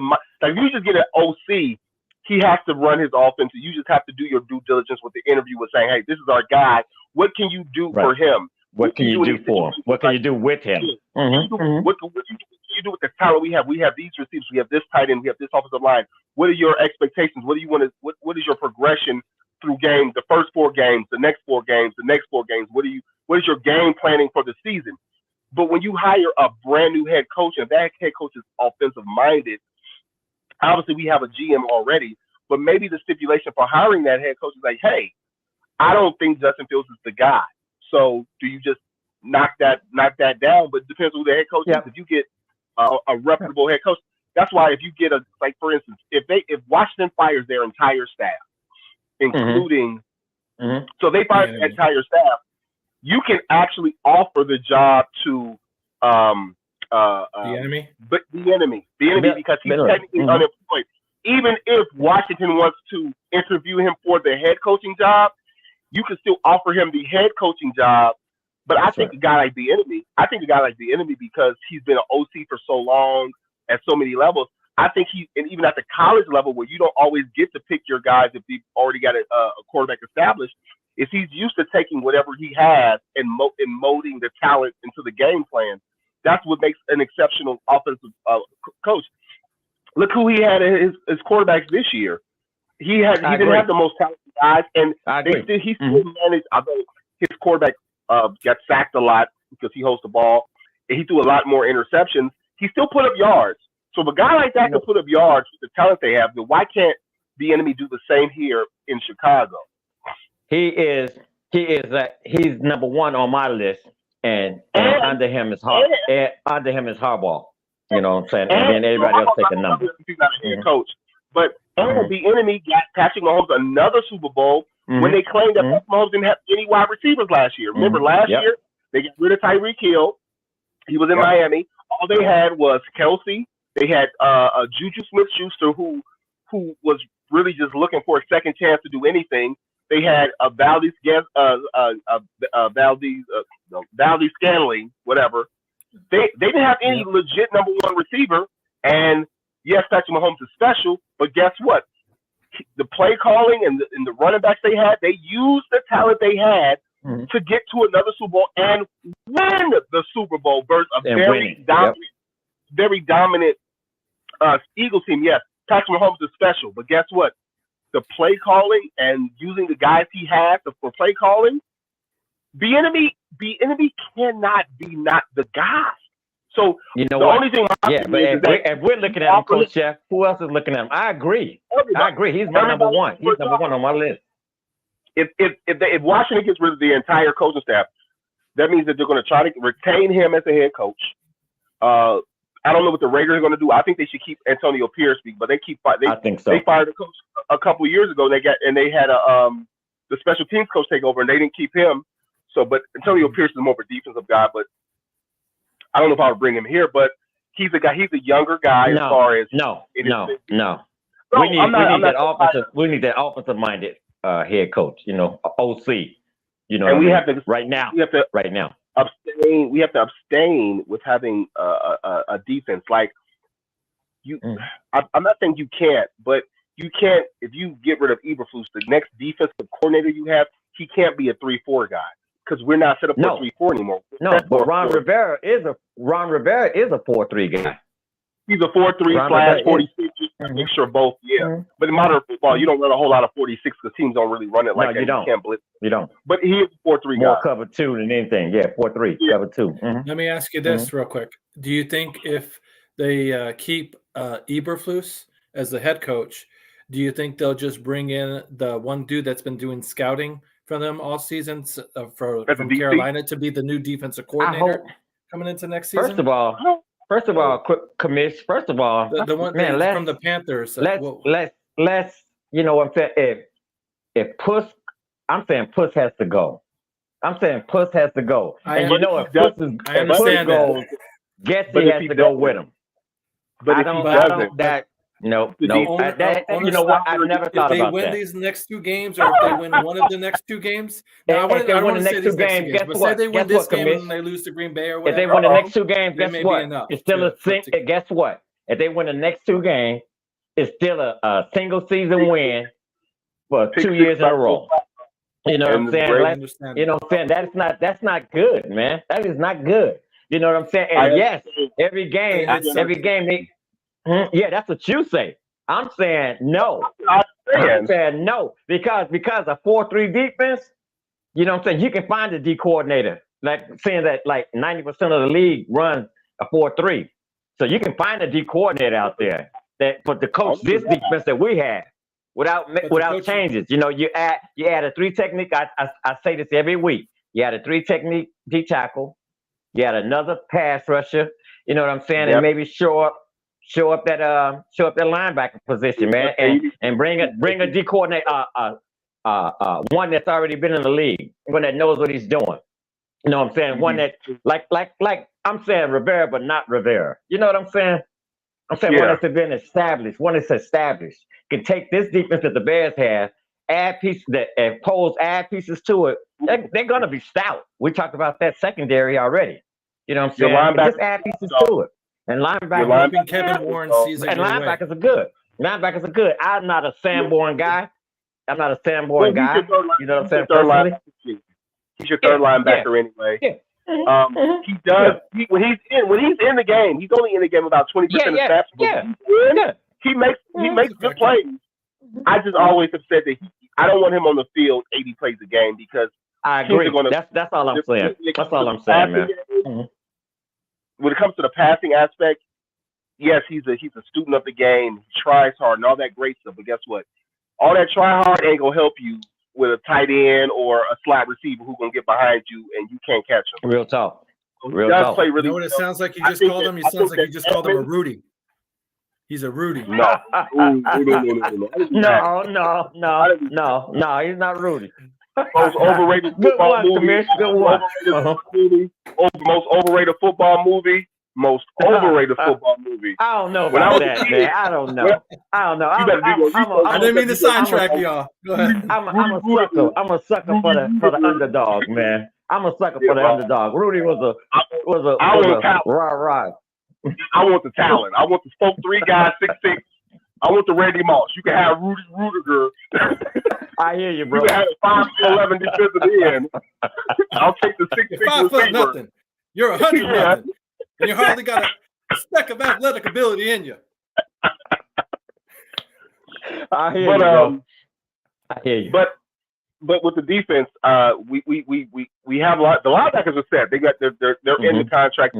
Even the Sanborn, whether Sanborn loses his job to Penei Sewell's brother, the Sewell kid, I like that kid. I like that kid. We just haven't seen enough of him. He can't stay on the field. He can't stay healthy. Now that's something I was wrong about. I said that the Sewell kid would outplay. I said the same thing. Sanborn week 5. Sanborn was like, "Look, I'm good at this run stopping thing, and I'm a heat seeking missile, and ain't nobody taking my job, and no one is taking his job." I know what the Bears fans want, man. I know what they like. They just like that hard nosed linebacker, man. They like stick your nose in there, man. Played better. Edwards has played amazing, and Edwards has played amazing leading the league in tackles, and Edmonds has played better of late because Edwards gets some time. Agreed. So we have linebacker set. We need more depth at the defensive line. Obviously, we need another pass rusher. Even if you bring back Ngakoue on a very cheap deal, we don't. But you need rotational guys. Is what I'm saying. You can't just have 2 power ends. You need guys who can rotate. So you give Ngakoue another $10 million. You give him another $10 million. No, he has to take like a veteran minimum over a shorter deal. Same thing with Eddie Jackson. We need another free safety. Eddie Jackson has to take a pay cut. I agree. Otherwise, obviously he's gone. We all know it. He has to know it. Ryan Poles knows it. You're not going to pay him what his contract is due this year, which is really on the high end. I think on that we are in the minority on that one about that Eddie Jackson thing, man. They want the fans. You know, when I read, I'm like, give them the minimum. I'm with you.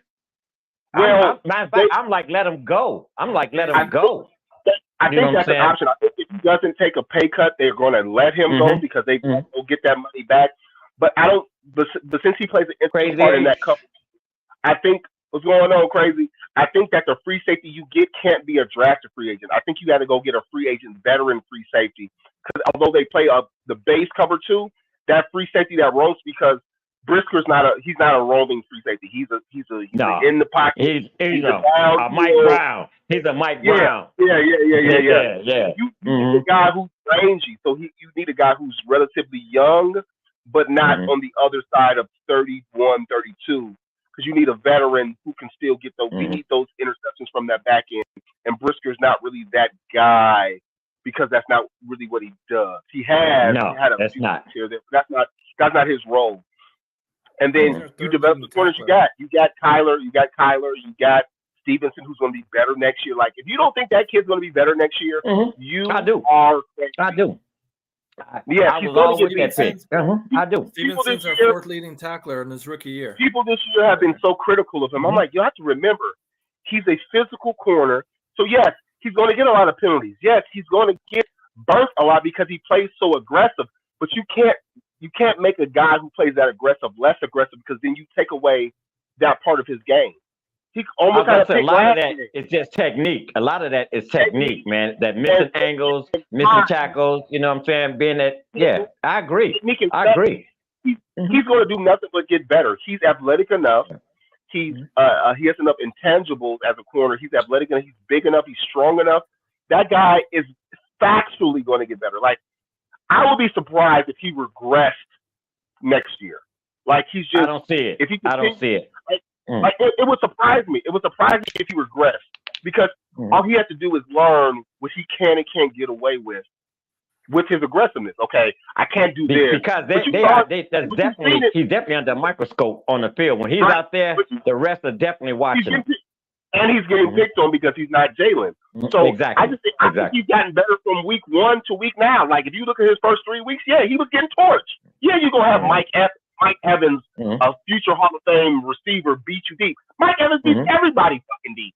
But he's gotten so much better in being tight coverage, but not doing the grabbing. You know, getting the deflections and all those other aspects of the game. Not having penalties called on him. That's exactly. Those have gone down. I think he'll improve on that. He'll improve. I agree with Coach Shep on that. And I like the kid a lot. I like that kid a lot, man. Safety position because I don't think Hicks has not proven yet this is his second year. He was a rookie last year. I don't know if he's not athletic enough or he's not mentally in the game enough.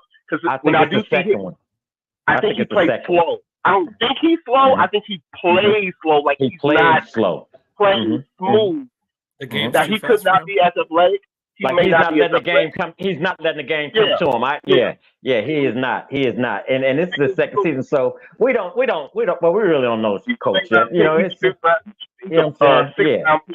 he may need another year. Yeah, but we still need more depth at that safety position because even when a guy like Brisker goes down, even his backup is really young. I think he's a rookie. They just don't have enough. We just don't have enough experience after our first guys go down. What did Warren Smith? Can you read that, Commish? What Warren Smith says about Stevenson going to wreak havoc in the NFL. There you go.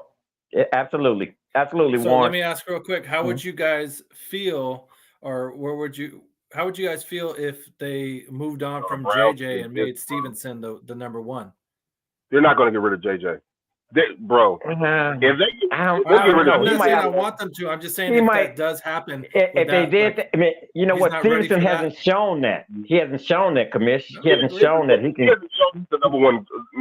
But it all depends on what JJ wants is in the contract. You know what I mean? Because what it depends on. We all agree that he is a very, very good cornerback, and we do want him. But then it does. We need a veteran. We need a veteran back there. So if he comes to a point to where he's like, you guys need to overpay me or pay me like the number 2 or 3 cornerback, when we look at him, we all see him as a good cornerback, but maybe not a top 3 cornerback. Maybe he's a top 6 to 7 cornerback. You know what I mean? So it's like it gets to a point where if he overprices himself, we may not have. It's either the choice where we overpay him possibly, or we may have to just be like, "Yo, we ain't paying." That goes back to what Coach Chef said. You know what I'm saying? Then we have, with 63 million. You know what I'm saying? With money to spend, 63 million, we can get a veteran. Are you coming around? Are you coming around on JJ being the guy? You got to pay him. Are you coming around? I'm coming around for the right price because it's going to be him. It's like you said, it's going to be him, or it's going to be a veteran. It's going to be a veteran back there. It's not going to be Stevenson. You know what I'm saying? So you know what I'm saying. So if he's cap friendly, I'm with it. But when you start talking about number 2, from number 1 to number 5, kind of, I don't think he's getting like 20. no. I don't think he's 20. I think he may get at the max. I think polls will maybe give him 19, but I think 18 to 16 and a half is the sweet spot. That's a lot. 18, you said 20, 18 per year. Look. I look. That's no, not. I'm 3 not. years. 4 years, 20 million a year. He's still a young dude. That might be a 4-year deal. Because the 4-year deal, I think it's a 4-year man. Yeah, option with 5. Yeah, it's got to be real friendly. It has to be real friendly. 4 years, 80 million at 20 million each. Right. I don't know if he's going to get. Okay, so once again, 3 years. 3 years. The quarterbacks slotted 1, 2, and 3 by yearly contract are getting 20. Corners 6, 4, 5, and 6. So corners slotted 4, 5, and 6 are making 19. Then the number 8 corner is Trey White from the Bills. He gets 17.25. 17. Is that per year? Is that per year, Coach Chef? Yes. Oh, no. Yes. Bro, I bring it up every week. That's the market, That's the market. I've been bringing it up this week. Bro, I've been bringing it up since week 9. Since week 9, I've been breaking this down. The number 9 corner gets paid 16.5. He's playing better than the number 9 corner in the league. C.J. Jackson, he's playing better. And he's playing better than Trey White. So if he's playing better than Trey White, you're going to give him 18 or 19. Where's 18 Alexander or 19 on that list? Man, I didn't have serious? I grouped to pay him. Okay. Can you pay him? I mean, at minimum a year, 16 million for him. Now I don't. Everything doesn't. Their ratings don't mean everything. But Pro Football Focus has him literally as a top 3 corner.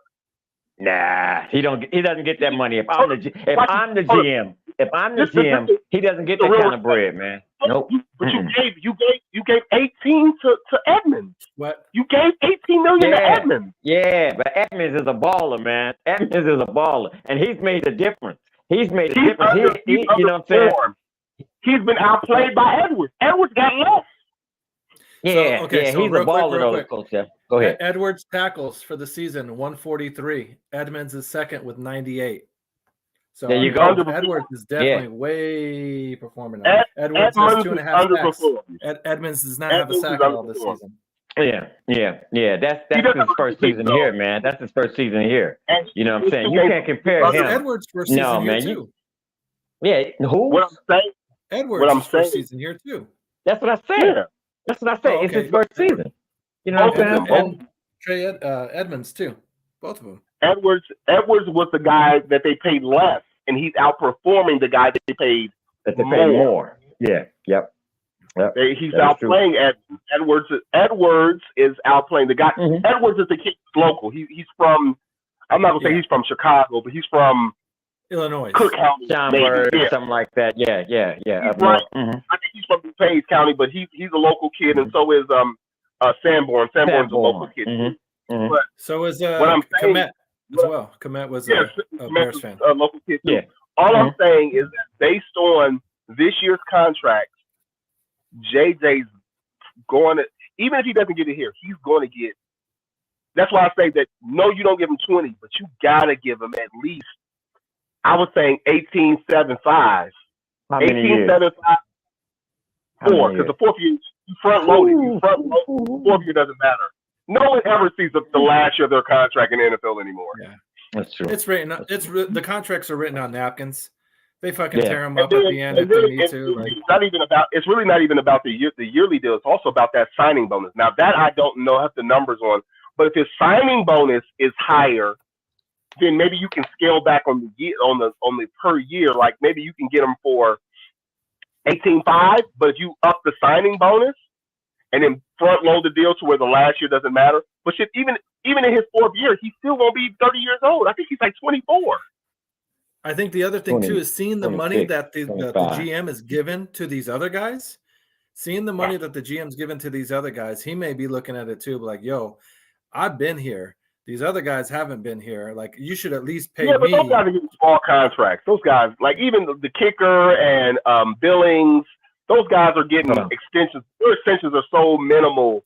None of those guys are getting paid. The new guys that showed up here.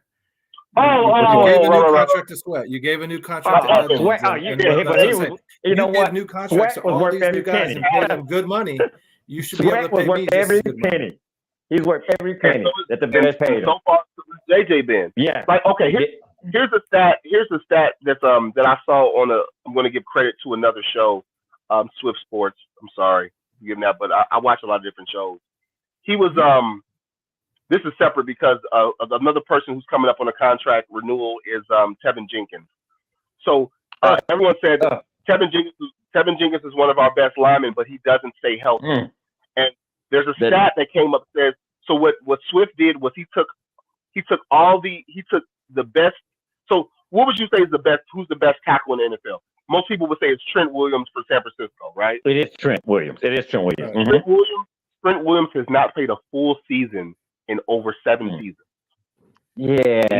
He has not played. Yeah, he's not played a full season. But he doesn't play for the Bears. Well, he doesn't play for the Bears. I get where you're going with this. I get what you're cooking. I smell what you're cooking, Chef. The best rated guards in the NFL. The best rated guards in the NFL. None of those guys. Let me rephrase myself. The majority of the better guards, at least half of them, have not played full seasons in the past several years. Yeah.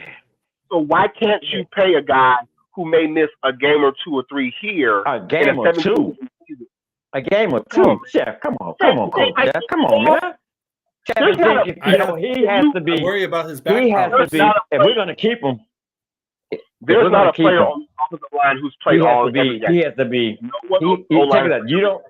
Check it out. That position right there, that left tackle position. Check it out. That's left like number. No, I'm sorry. Left guard. Oh, okay. I thought you said left tackle. Okay.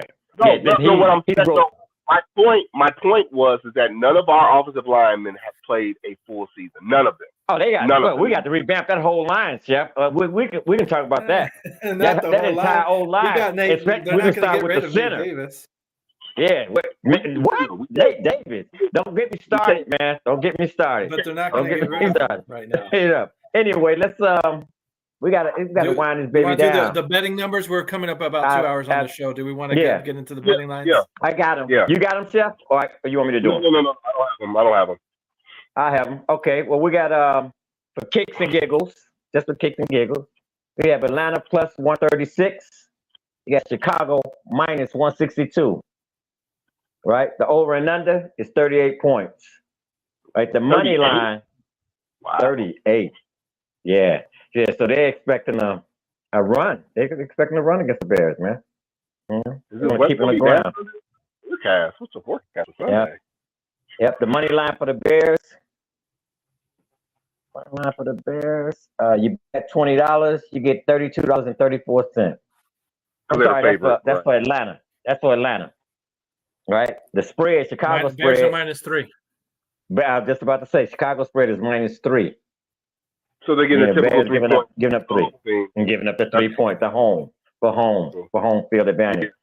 You bet 20 on that, you get $38.18. The ATL money line is plus 136. Bet $20, win $47.20. ATL taking the points, the plus 3, minus 110, $20, $38.18. So you getting the Bears, just like getting that 3 points for being at home, man. You know, and again, one of those games with for kicks and giggles. You know, you stay So away from this game. This is one you stay yeah, away I from. was thinking of. Yeah. I don't know. I would take the over though. I would take the over. Absolutely. But what I would do is I would wait to game day, which is Sunday, and I would take some of those parlays. Like I would like to see what's the over under for passing for each quarterback, what's the over under for receiving yards. I would probably bet some of those parlays, but I'm not touching that line. I don't want that spread at all. I would take the Bears money line because I think the Bears will win straight up, and I would take the over on 38.5. But I also would like to see what the over under is for the half. Like what's the over under for the first half?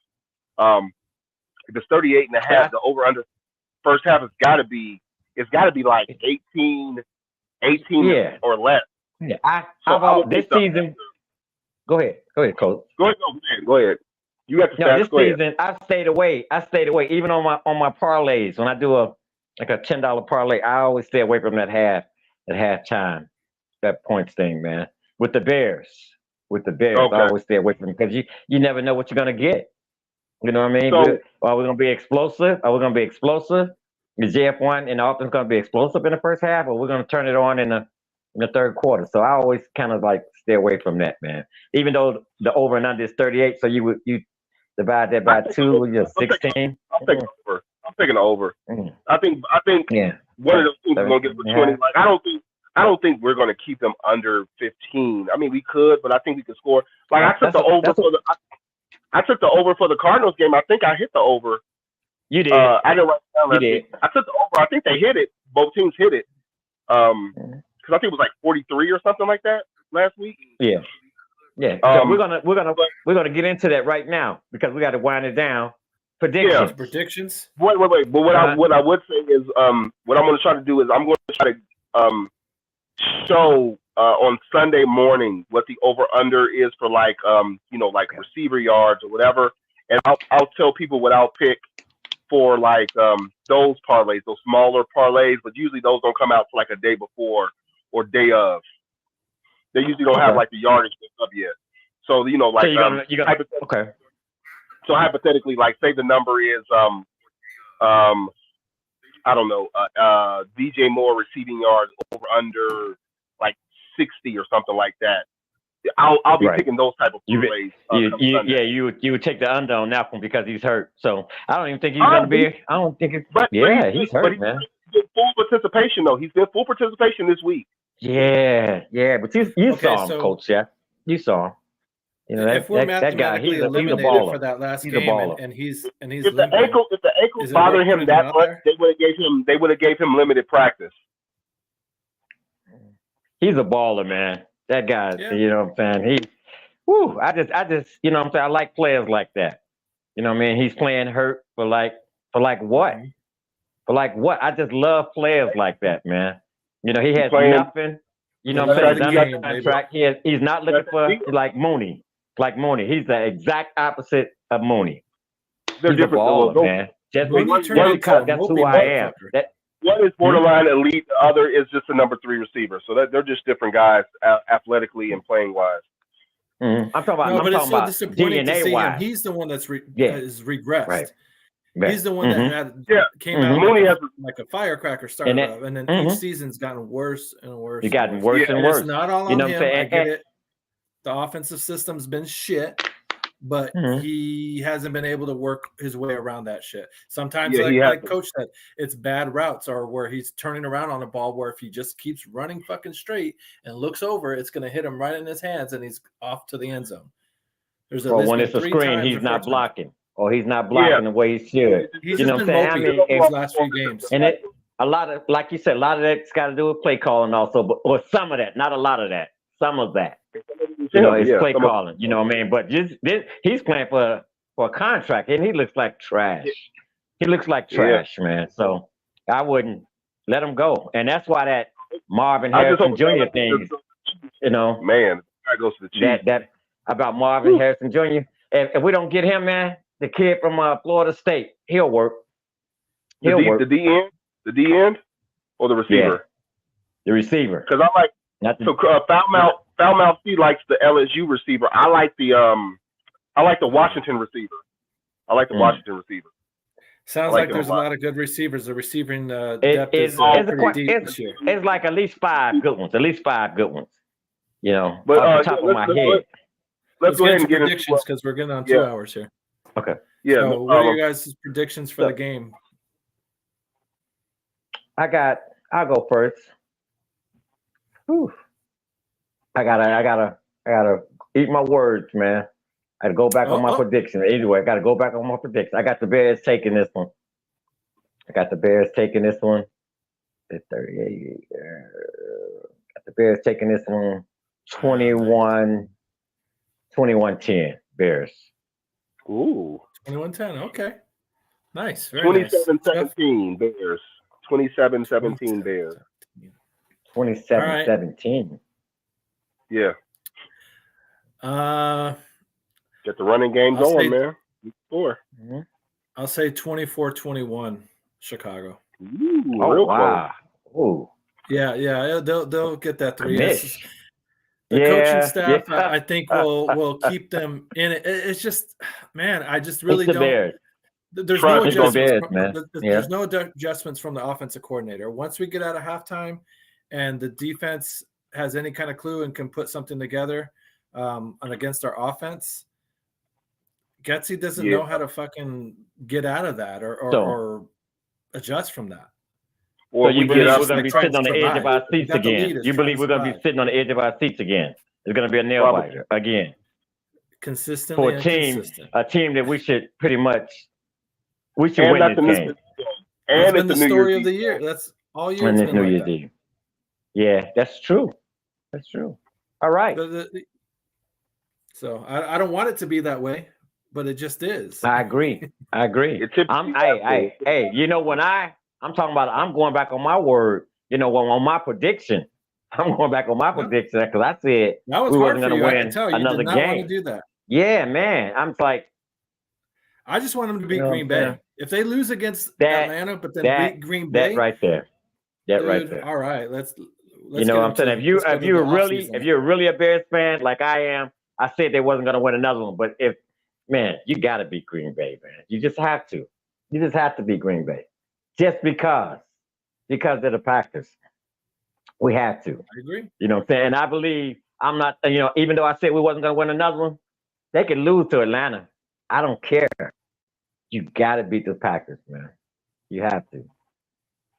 We got to end that losing streak against Green Bay. You have to, man. With or without Sharon, with or without her, you have to beat them. You know what I mean? Okay. And if Evilfuss, like, and you could tell that him and Getsy are playing for a job. You can tell by them taking their foot off the throttle. You know what I'm saying? Yep. At the end of the game, getting conservative when we're up. You can tell they're playing for a job.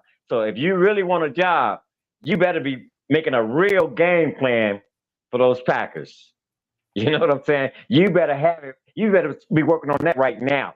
You better be working on that now. Because this game is.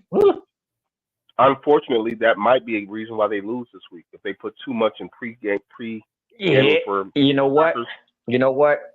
He's a offense coordinator, defensive coordinator, former defensive coordinator.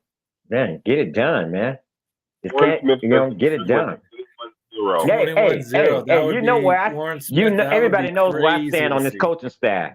But when I'm talking about the Packers, everyone knows where I stand with this coaching staff. But when you talk about the Packers, 34-26. Yo, real quick. That fucking Joe Flacco tonight. 3 touchdowns, 296 yards.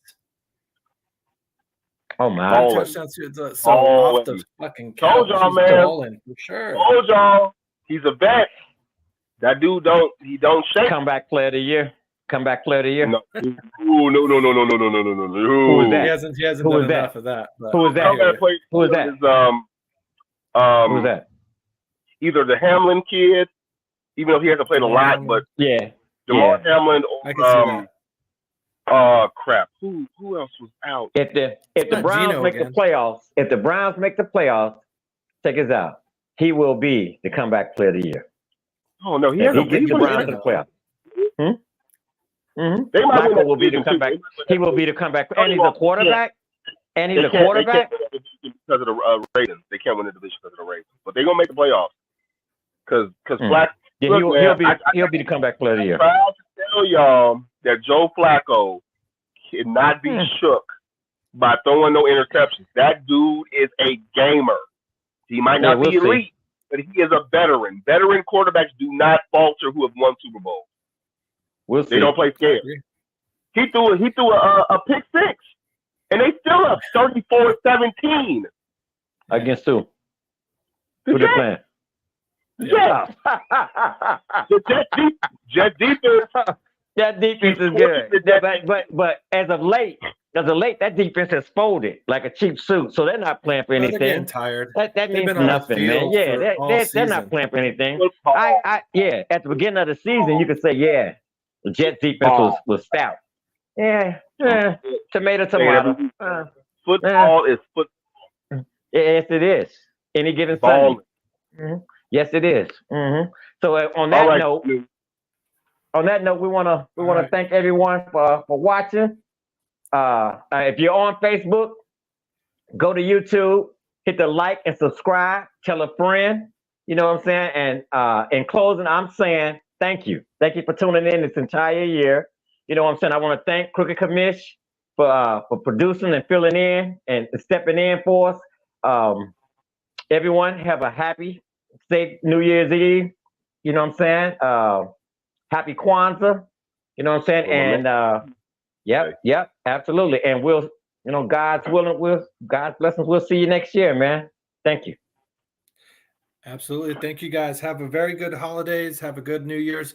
Everyone, please be safe out there. If you're going to have a few drinks like I'm having right now, take an Uber, man, or find somebody that can drive you. Please, please, please don't drink and drive, man. Just enjoy yourself, but then be smart about it so we can do it again the next day.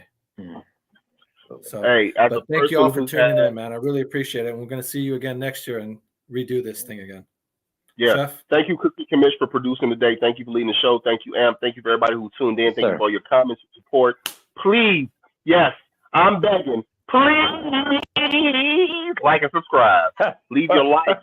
The algorithm, look, this is a content-driven world. There's a billion Bears, whatever shows. We need other people like you to view this show. So if you hit the like button, the algorithm will link those people whenever they type in Chicago or Bears or report or midweek, all those keywords. We need our shit to pop up first or top 3. So, if people go by, hey, who watches this show? Like and subscribe. Recommend this show to family and friends. If they're a diehard Bears fan, tune in with us every Thursday. Tune out every other show on Tuesday. Our main show. Easy K was on yesterday. On Wednesday, he was on. Sherry Green is coming back soon with her show. We've got Crystal Humans. You're done because fantasy football season is over, right? Thanks, Warren. Pretty much. I had to take a break there for a while there, but coming back next season for sure.